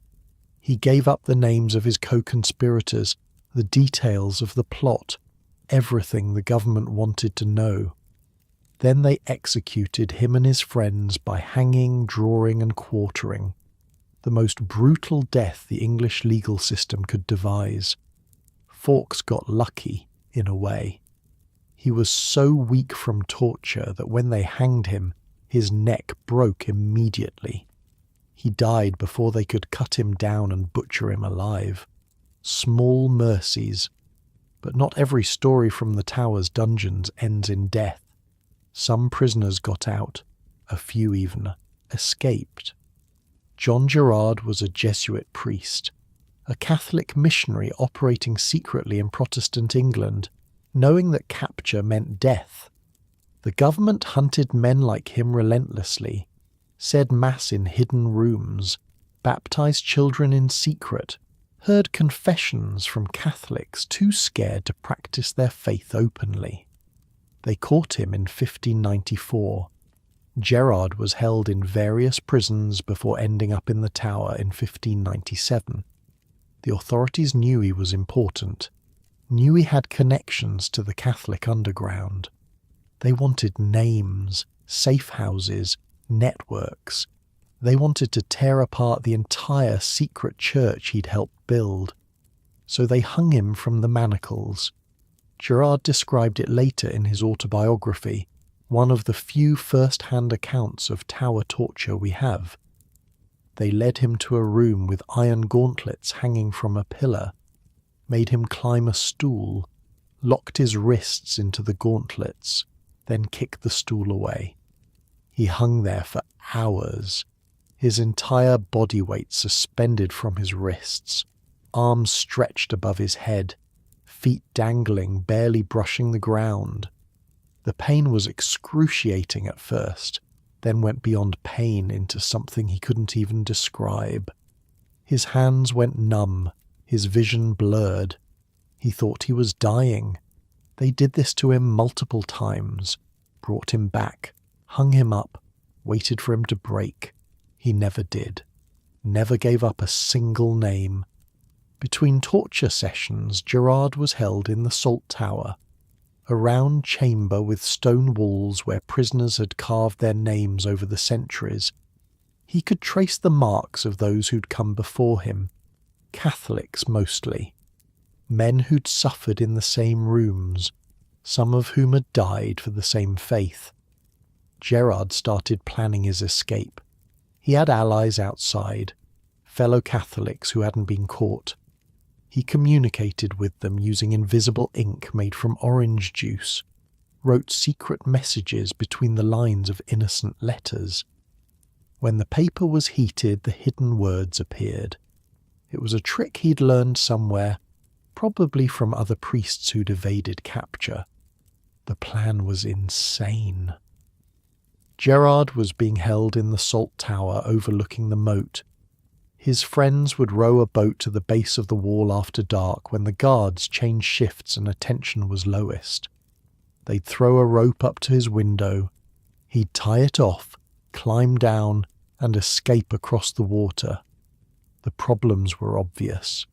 Gerard's hands were ruined from the manacles. His fingers barely worked. He could hardly hold a spoon to feed himself, let alone grip a rope tight enough to support his weight. Climbing down would require strength he didn't have, and if anything went wrong, if a guard looked out a window at the wrong moment, if the rope broke, if the boat drifted too far, he'd either drown in the moat or be recaptured. Recapture meant the manacles again, the rack this time probably, and then execution. He practiced in his cell, tried to rebuild the muscles in his hands by squeezing whatever he could find, prepared himself mentally for what was coming, wrote goodbye letters, just in case. He did it anyway. On the night of October 5th, 1597, Gerard waited until full dark. His accomplices were somewhere below, invisible on the black water. The signal came, a low whistle, barely audible over the wind. Gerard crept to his window, wedged it open, trying not to make noise, saw the faint shape of a boat below, 2 men huddled inside. They threw up a thin cord and Gerard caught it, pulled up the heavier rope attached to it, tied the rope around a cannon in his room, the heaviest anchor he could find, tested the knot twice. Then he climbed out onto the window ledge. 50 feet of empty air beneath him, cold water at the bottom, freedom or death, nothing in between. He started down. His hands gave out almost immediately. The damaged muscles couldn't grip. The rope burned through his palms. He wrapped his arms around it instead, hooking his elbows, sliding more than climbing. His sleeves tore. His skin tore. Blood made the rope slippery. Halfway down, he stopped. Couldn't go further. Couldn't go back. His arms were shaking so badly he could barely hold on. He hung there in the darkness, suspended between the tower wall and the water, and thought this was how he would die. But his friends had thought of this. They'd tied knots in the rope at intervals, places where he could hook his arms and rest. Gerard found one, caught his breath, kept going. The last 10 feet he basically fell, dropped into the boat hard enough to nearly capsize it. His friends grabbed him, steadied the vessel, and started rowing. Away from the tower, away from the torturers, into the night. John Gerard escaped the Tower of London, one of the very few prisoners ever to do so. He fled to the continent, lived another 40 years, and wrote his autobiography so that future generations would know what happened in those cells. He never named his accomplices, never revealed who had helped him. Even in safety, even decades later, he protected them. The tower kept torturing prisoners for another century or so. The practice gradually faded as England became more squeamish about such things. By the 1700s, the Rack and the Scavenger's Daughter were curiosities shown to tourists as relics of a barbaric past. But the rooms are still there. The stone walls that absorbed so many screams, the iron rings where chains once hung. If you take the tower tour today, you can see some of the old equipment, reproduction racks, restored manacles, information plaques explaining how everything worked. It all looks very educational now, very museum-like, safe. But late at night, when the tourists are gone and the ravens have settled, there are stories, guards who hear sounds from the basement, screams that can't be explained, cold spots that appear in rooms where prisoners once hung from the ceiling. Anne Askew might still be there, Guy Fawkes, all the nameless prisoners who broke on the rack and confessed to crimes real and imagined. The tower remembers. It always remembers. By the 1600s, the tower had settled into a kind of routine. Prisoners came in, some walked out, some were carried out in pieces. The ravens watched from the battlements. The guards did their rounds, business as usual, but every now and then something happened that nobody saw coming. In 1671, a man named Thomas Blood tried to steal the crown jewels, not just look at them, not just touch them, actually steal them. The crown, the orb, the sceptre, the physical symbols of English monarchy, kept under guard in the most secure fortress in the kingdom. And he almost got away with it. Blood was Irish, a former soldier, an adventurer, a man with a talent for schemes that range from ambitious to completely insane. He'd already tried to kidnap the Duke of Ormond and hang him at Tyburn. That attempt had failed, but Blood escaped punishment somehow. He always seemed to escape punishment. His plan for the jewels was elaborate. It started with reconnaissance. Blood disguised himself as a parson, a respectable clergyman just visiting London. He went to the tower as a tourist, paid his fee, and asked to see the crown jewels like any other curious visitor. The jewels were kept in a basement room called the Jewel House. An elderly man named Talbot Edwards was the keeper, living in an apartment above the vault with his family. Edwards was 77 years old. He'd held the position for years. He was proud of his jewels, happy to show them off, grateful for the tips that visitors left. Blood played the part perfectly. He was charming, pious, full of compliments for Edwards and his family. He came back several times, building a friendship with the old man, brought his wife along once. She pretended to feel faint, and Mrs. Edwards kindly invited her upstairs to rest. Now Blood knew the layout of the private apartments too. The final piece of his plan was a marriage proposal. Blood mentioned that he had a nephew, a fine young man with money, who was looking for a wife. Edwards had a daughter. Wouldn't it be lovely if the two young people could meet? Edwards was delighted.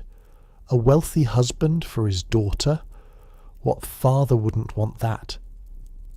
They arranged a meeting.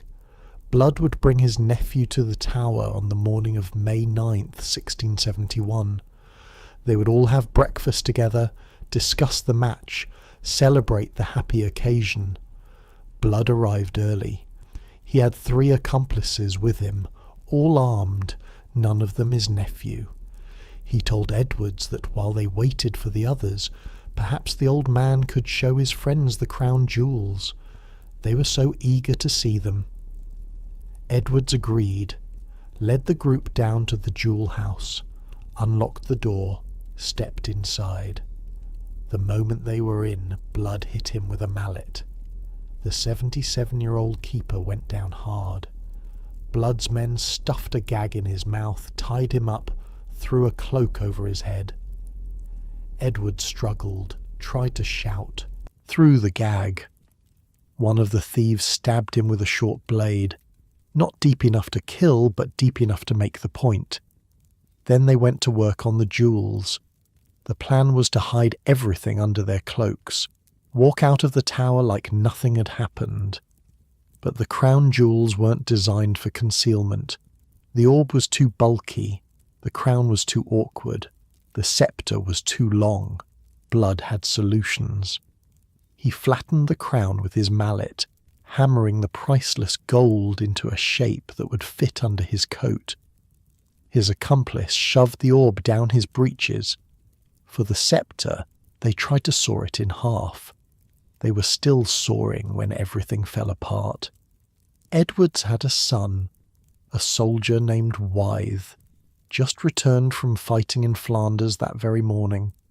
He'd been away for years, finally back to see his family, walking through the tower gates with no idea what he was about to find. He arrived at his father's apartment, found it empty, called out. No answer. Strange. His father was always there, guarding the jewels, entertaining visitors. Where could he have gone? Wythe went downstairs looking for his father and walked straight into the jewel house. The scene must have frozen him for a second. His elderly father on the floor, bleeding, bound, a cloak over his head.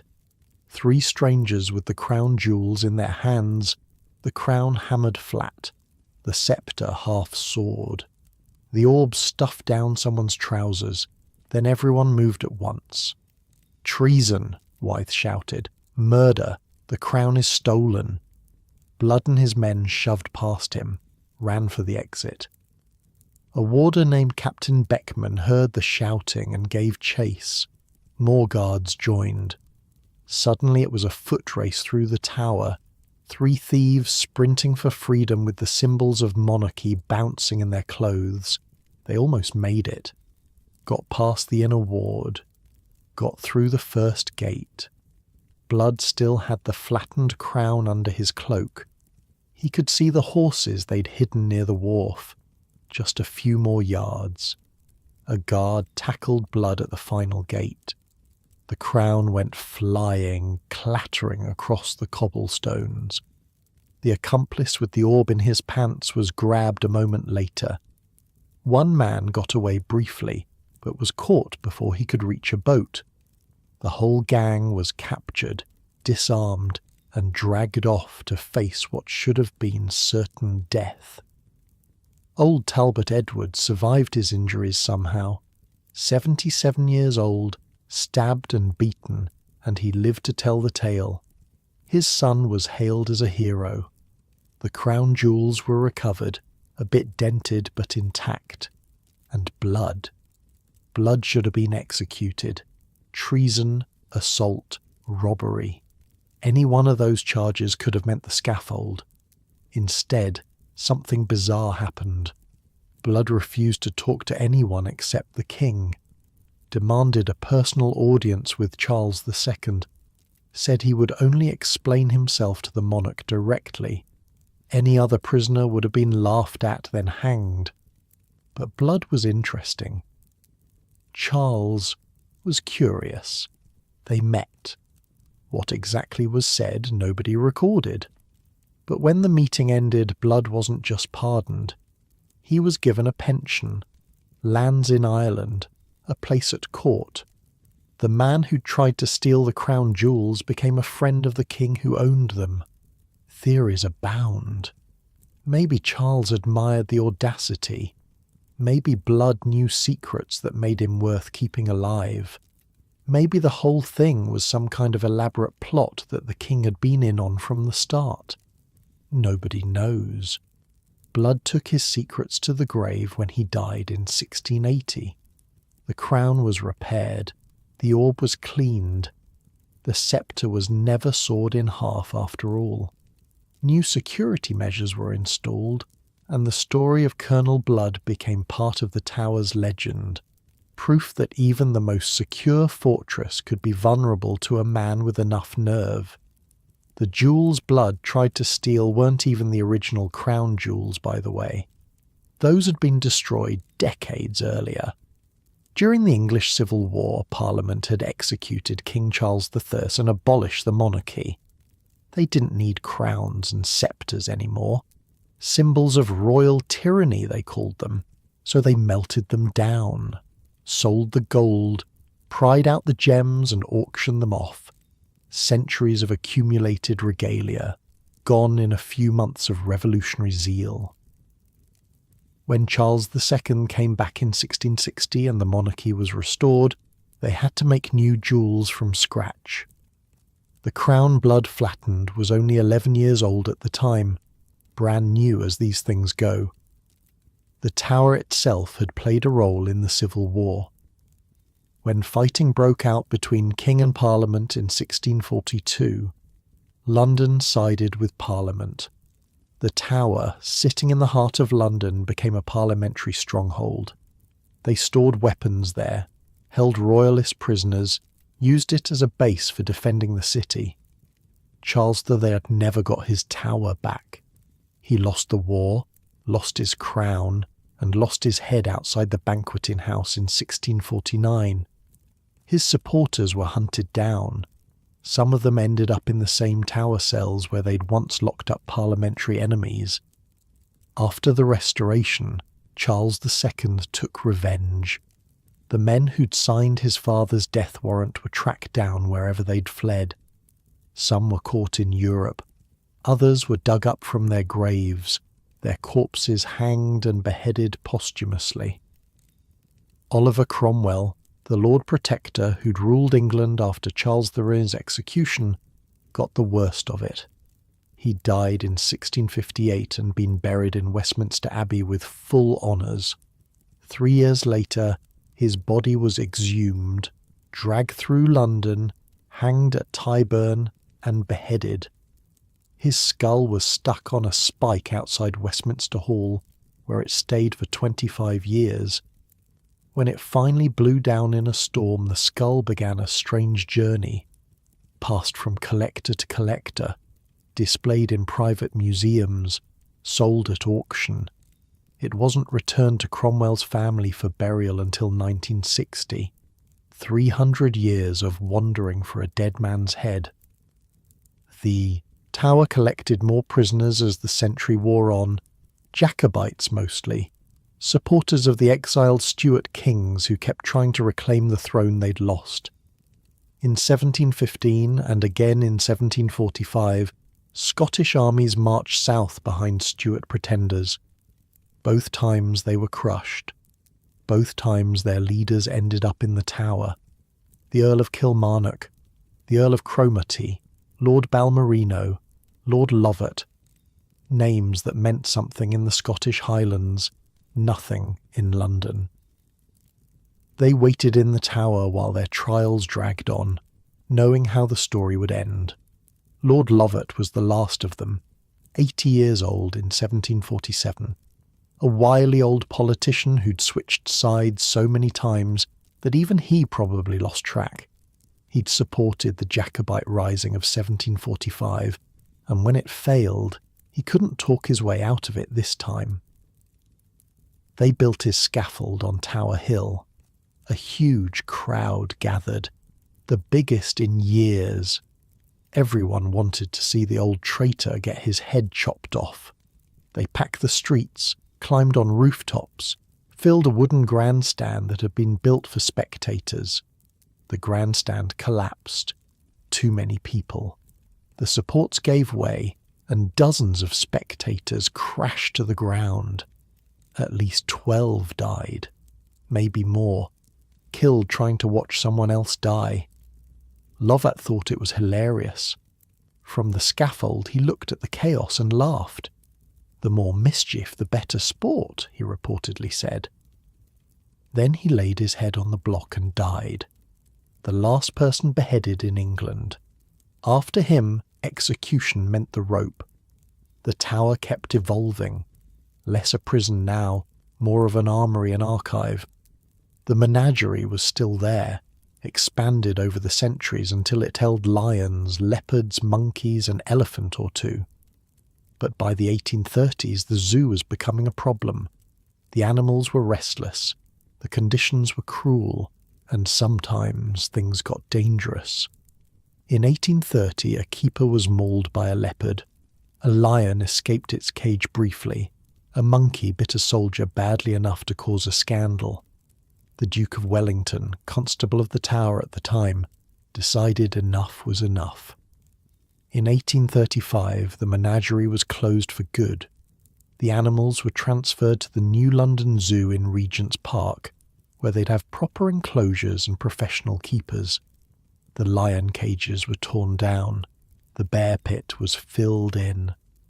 After 6 centuries, the tower's collection of exotic beasts was finally gone. What remained was history and ghosts. The Victorians loved both. They were obsessed with the medieval past, romanticising an era that had been anything but romantic for the people living through it. They restored parts of the tower to a medieval appearance, tearing down later additions and rebuilding battlements that looked properly ancient. They opened new areas to tourists, printed guidebooks full of gruesome stories, trained the yeoman warders to give entertaining tours. Queen Victoria herself visited multiple times. She walked the same corridors where her Tudor ancestors had imprisoned their enemies, stood on Tower Green where the scaffolds had been erected, probably thought about how different her reign was, how civilized, how modern, and the Victorians spread the ghost stories, collected them like specimens, embellished them, published them in magazines and penny dreadfuls, made them part of the tower's official mythology. A guard in 1816 swore he saw a ghostly bear emerge from a doorway near the jewel house. It was late at night, and he was alone on patrol. The thing came out of nowhere, padding toward him in the darkness. He thrust his bayonet at the beast, but the blade passed straight through, hit the wooden door behind with a thunk. The bear vanished. The guard collapsed. He was found the next morning babbling about what he'd seen. Nobody believed him at first. Then he died a few days later. From shock, the doctors said. His heart just gave out. One of the old menagerie bears, come back from the dead. A hallucination brought on by too many lonely night shifts. Impossible to say. But it made the guidebooks, drew more tourists, became part of what people expected when they visited. Anne Boleyn walked the corridors at night, her head tucked under her arm. The princes drifted down staircases hand in hand, pale and silent, looking for someone to help them. Monks from the dissolved monastery processed silently through walls that hadn't existed in 300 years. Lady Jane Grey appeared on the anniversary of her death, a white figure glimpsed in a window and then gone.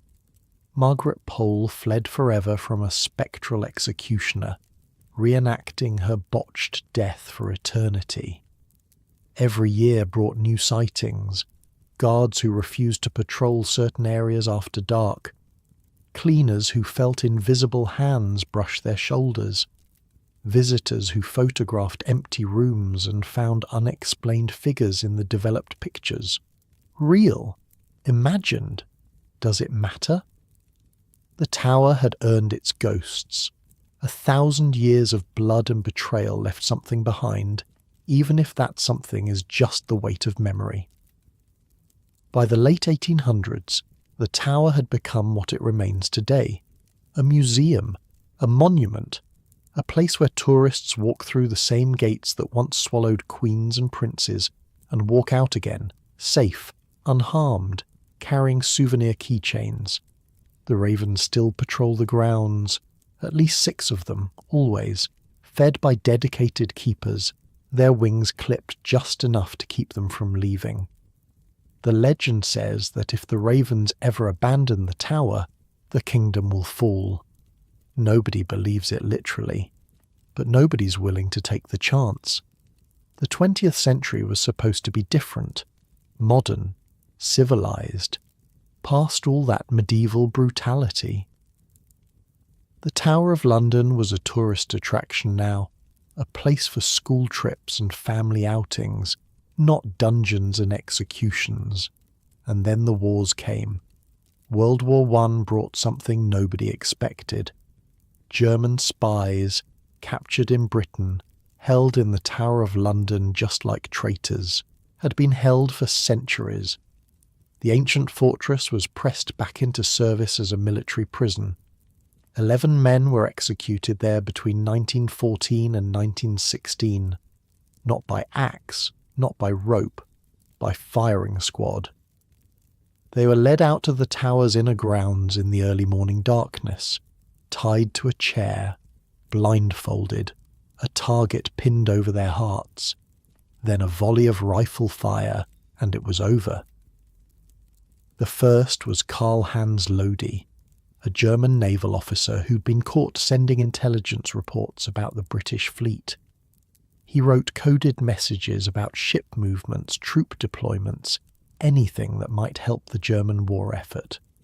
The British intercepted the letters, traced them back to Lodi, arrested him in Ireland where he was posing as an American tourist. He was shot on November 6, 1914.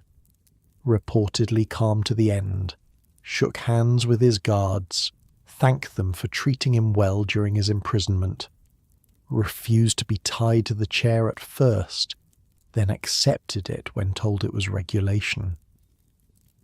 The firing squad consisted of 8 soldiers from the Scots Guards. They lined up in the tower's miniature rifle range, an indoor shooting gallery normally used for target practice. Not the most dignified setting for an execution, but practical, contained, private. After the volley, the officer in charge walked forward and fired a single pistol shot into Lodi's head, just to make sure. Standard procedure. A doctor confirmed death. The body was buried within the tower grounds before most of London knew what had happened. 10 more followed over the next 2 years. Some were German, some were from neutral countries like the Netherlands or Peru, recruited by German intelligence with promises of money and adventure. All of them were caught. The British were better at counter-espionage than the Germans had expected. Their graves are still there, marked with simple stones in a corner of the tower grounds. Tourists walk past them without noticing most of the time. Just another patch of grass in a place full of history. Then came the Second War, and one more execution. Josef Jakobs was a German spy. Parachuted into England in January 1941, landed badly, broke his ankle on impact. He was lying in a field, in pain, unable to walk, when a farmer found him the next morning, still wearing his German uniform, still carrying his radio equipment. Not exactly a master of espionage. They brought him to the tower, tried him, sentenced him to death. On August 15th, 1941, Jakobs was taken to the tower's miniature rifle range. He couldn't stand because of his ankle, so they sat him in a chair, pinned the target over his heart. The firing squad raised their rifles. Joseph Jakobs was the last person ever executed at the Tower of London. 900 years of death, ending with a German spy in a wooden chair, unable to walk to his own execution. The chair is still there, by the way, kept in storage somewhere. Historians have examined it, counted the bullet holes, wondered what Jakobs was thinking in those final seconds. But the tower held one more prisoner during the war, and this one was famous. Rudolf Hess, deputy Führer of Nazi Germany, Adolf Hitler's right-hand man. In May 1941, Hess did something that nobody has ever fully explained. He climbed into a plane, flew to Scotland, parachuted out, and surrendered to a farmer. He said he'd come to negotiate peace, said he had a message for the British government, said a lot of things, actually, most of them contradictory. Was he a genuine peace envoy? A madman who'd snapped under pressure? A defector? Nobody knew then. Nobody knows now. The British brought him to London, and for 4 days they kept him in the Tower. Rudolf Hess, the last state prisoner of the Tower of London. He paced the same floors where Anne Boleyn had waited for death, looked out at the same walls that had held the princes, slept in rooms that had seen 1,000 years of captivity. Then they moved him to more conventional prisons. He would spend the rest of his life behind bars, eventually dying in Spandau Prison in 1987 at 93 years old. The last prisoner of Spandau, just as he'd been the last prisoner of the Tower. The war left other marks on the Tower. German bombs fell during the Blitz of 1940 and 1941. Several buildings were damaged. The medieval chapel of St. Peter ad Vincula, where so many executed prisoners lay buried, had its roof blown off. Fire spread through parts of the complex. The crown jewels were secretly removed, hidden somewhere safe for the duration, probably in the countryside, maybe underground, the exact location still classified. Nobody wanted to risk losing them to a German bomb, and the ravens nearly disappeared. By 1945, the Tower's famous birds had been reduced to a single survivor. The bombing had killed some. Others had flown away in panic and never returned. The ancient legend said that if the ravens ever left the Tower, the kingdom would fall. Winston Churchill was not a superstitious man, but he was a practical one, and he understood the power of symbols. The British people had just survived years of bombing, rationing and sacrifice. They didn't need their ancient fortress stripped of its iconic birds. Churchill ordered that new ravens be brought to the Tower immediately. The population was rebuilt, fed on a diet of raw meat and blood-soaked biscuits, given names and individual personalities by their keepers, treated in their way like minor celebrities. Today there are always at least 6 ravens at the Tower, usually 7 or 8. Their wings are clipped just enough to keep them from flying away, but they can still hop and flutter around the grounds. They're surprisingly large up close, bigger than most people expect, with thick black feathers and intelligent eyes that seem to watch everything. Tourists photograph them. Children try to pet them, which the ravens don't appreciate. The birds mostly look annoyed at all the attention, stalking around the grounds with the dignity of creatures who know they're important. Each raven has a name: Jubilee, Harris, Grip, Poppy, Georgie, Edgar, Rex. They have distinct personalities too. Some are friendly, some are grumpy, some are mischievous, known for stealing things from tourists or untying shoelaces with their beaks. They're cared for by a dedicated raven master, a yeoman warder whose entire job is keeping the birds healthy and happy. It's a real position. One of the stranger jobs in the British government. The current raven master lives in the Tower with his family, sharing space with the ghosts and the tourists and the birds he looks after. The legend says the kingdom will fall if the ravens leave. Nobody believes it literally, but the ravens stay anyway, just in case. Some traditions are worth keeping, even if you can't explain exactly why. After the war, the Tower settled into its final role. No more prisoners, no more executions, just history, preserved and polished for the millions of visitors who stream through every year. Well, almost no more prisoners. In 1952, a young gangster named Ronnie Cray was arrested for failing to report for national service. He'd been drafted into the army, didn't want to go, and the authorities eventually caught up with him. They held him in the tower for a few days before transferring him elsewhere. Ronnie and his twin brother Reggie would become the most infamous gangsters in British history. They ran organised crime in London's East End through the 1960s, built an empire on violence and intimidation, and eventually went to prison for murder. But for a brief moment in 1952, Ronnie Kray was a Tower of London prisoner, one of the very last, a footnote in the long history of people who passed through those gates and into captivity. The tower became a UNESCO World Heritage Site in 1988. Official recognition of what everyone already knew. This place mattered. 900 years of history, concentrated in a few acres beside the Thames. Today about 3 million people visit every year. They come from everywhere. Japan, Brazil, Germany, Russia. Countries that were once enemies, now sending their tourists to gawk at the crown jewels and take selfies with the beefeaters. The crown jewels are the main attraction for most visitors, kept in a specially designed vault, displayed behind thick glass, protected by security systems that would make a bank jealous. People file past on a moving walkway, catching glimpses of crowns and sceptres that have been used to coronation ceremonies for centuries.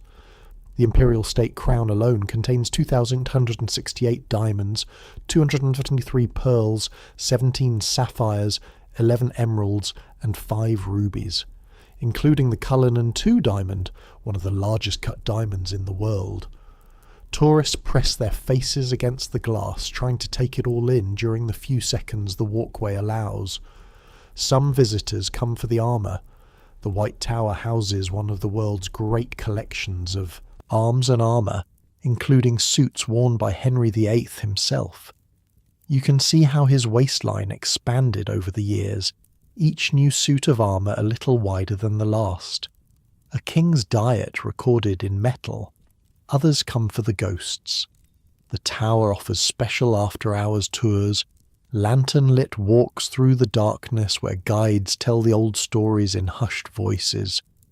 People claim to feel things on these tours, cold spots, presences, the weight of history pressing down.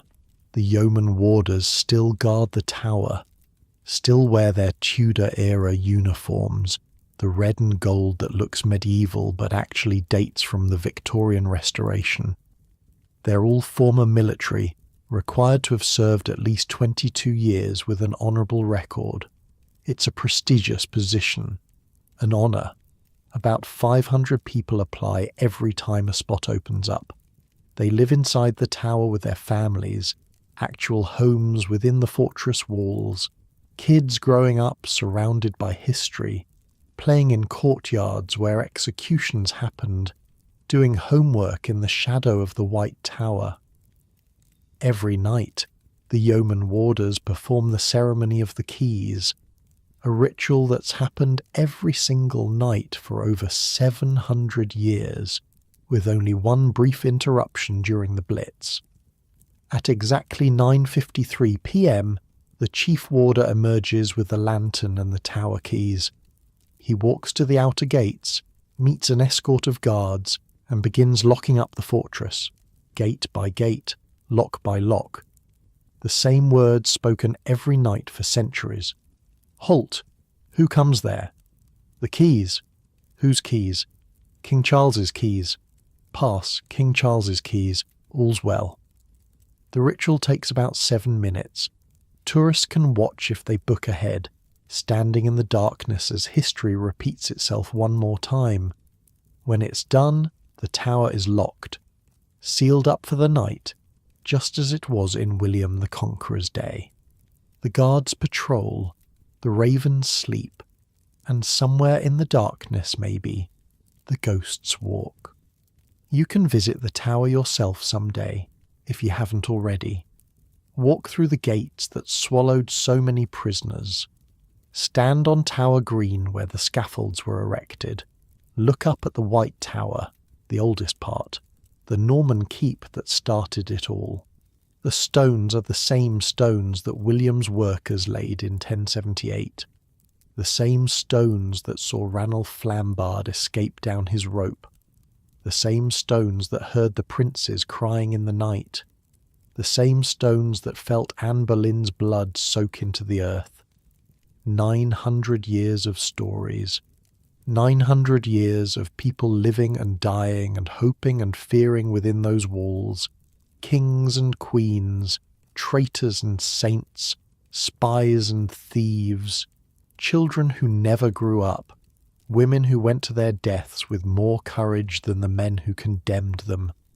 The tower holds them all, holds their memories, holds their ghosts if you believe in such things, and every night, after the tourists leave, after the ceremony of the keys, after the gates are locked and the lights go down, the tower is quiet. The ravens settle on their perches. The Thames flows past in the darkness, the same river that carried Anne Boleyn to her doom, the same river that has carried 1,000,000 boats past these walls. Maybe the ghosts come out then. Maybe Anne walks the corridors touching her neck where the sword fell. Maybe the princes drift down the stairs, holding hands, looking for someone who never comes. Maybe Guy Fawkes rattles his chains in the basement, or Margaret Pole runs forever from a phantom axe. Or maybe the tower just settles into itself, stone and mortar, history and memory. 1,000 years of stories, sleeping until morning brings the tourist back again. You're safe tonight, warm in your bed, far from cold stone cells and executioners' blades. The tower is thousands of miles away, or maybe just across town, but either way it can't touch you. It's just a story now, just history, just the longest, bloodiest, strangest story that one building has ever contained.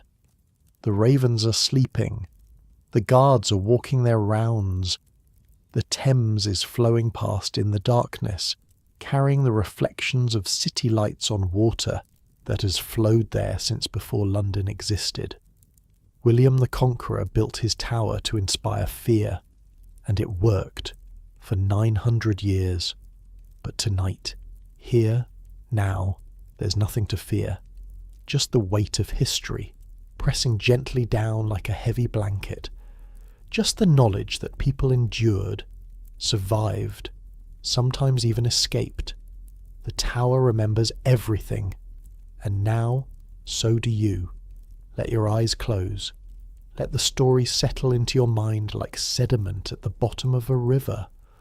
The princes and the queens, the spies and the thieves, the escapes and the executions, all of it drifting down into dream. The tower will still be there in the morning. It's been there for 1,000 years. It's not going anywhere, but you can rest now. You can sleep. The ghosts keep their own watch tonight.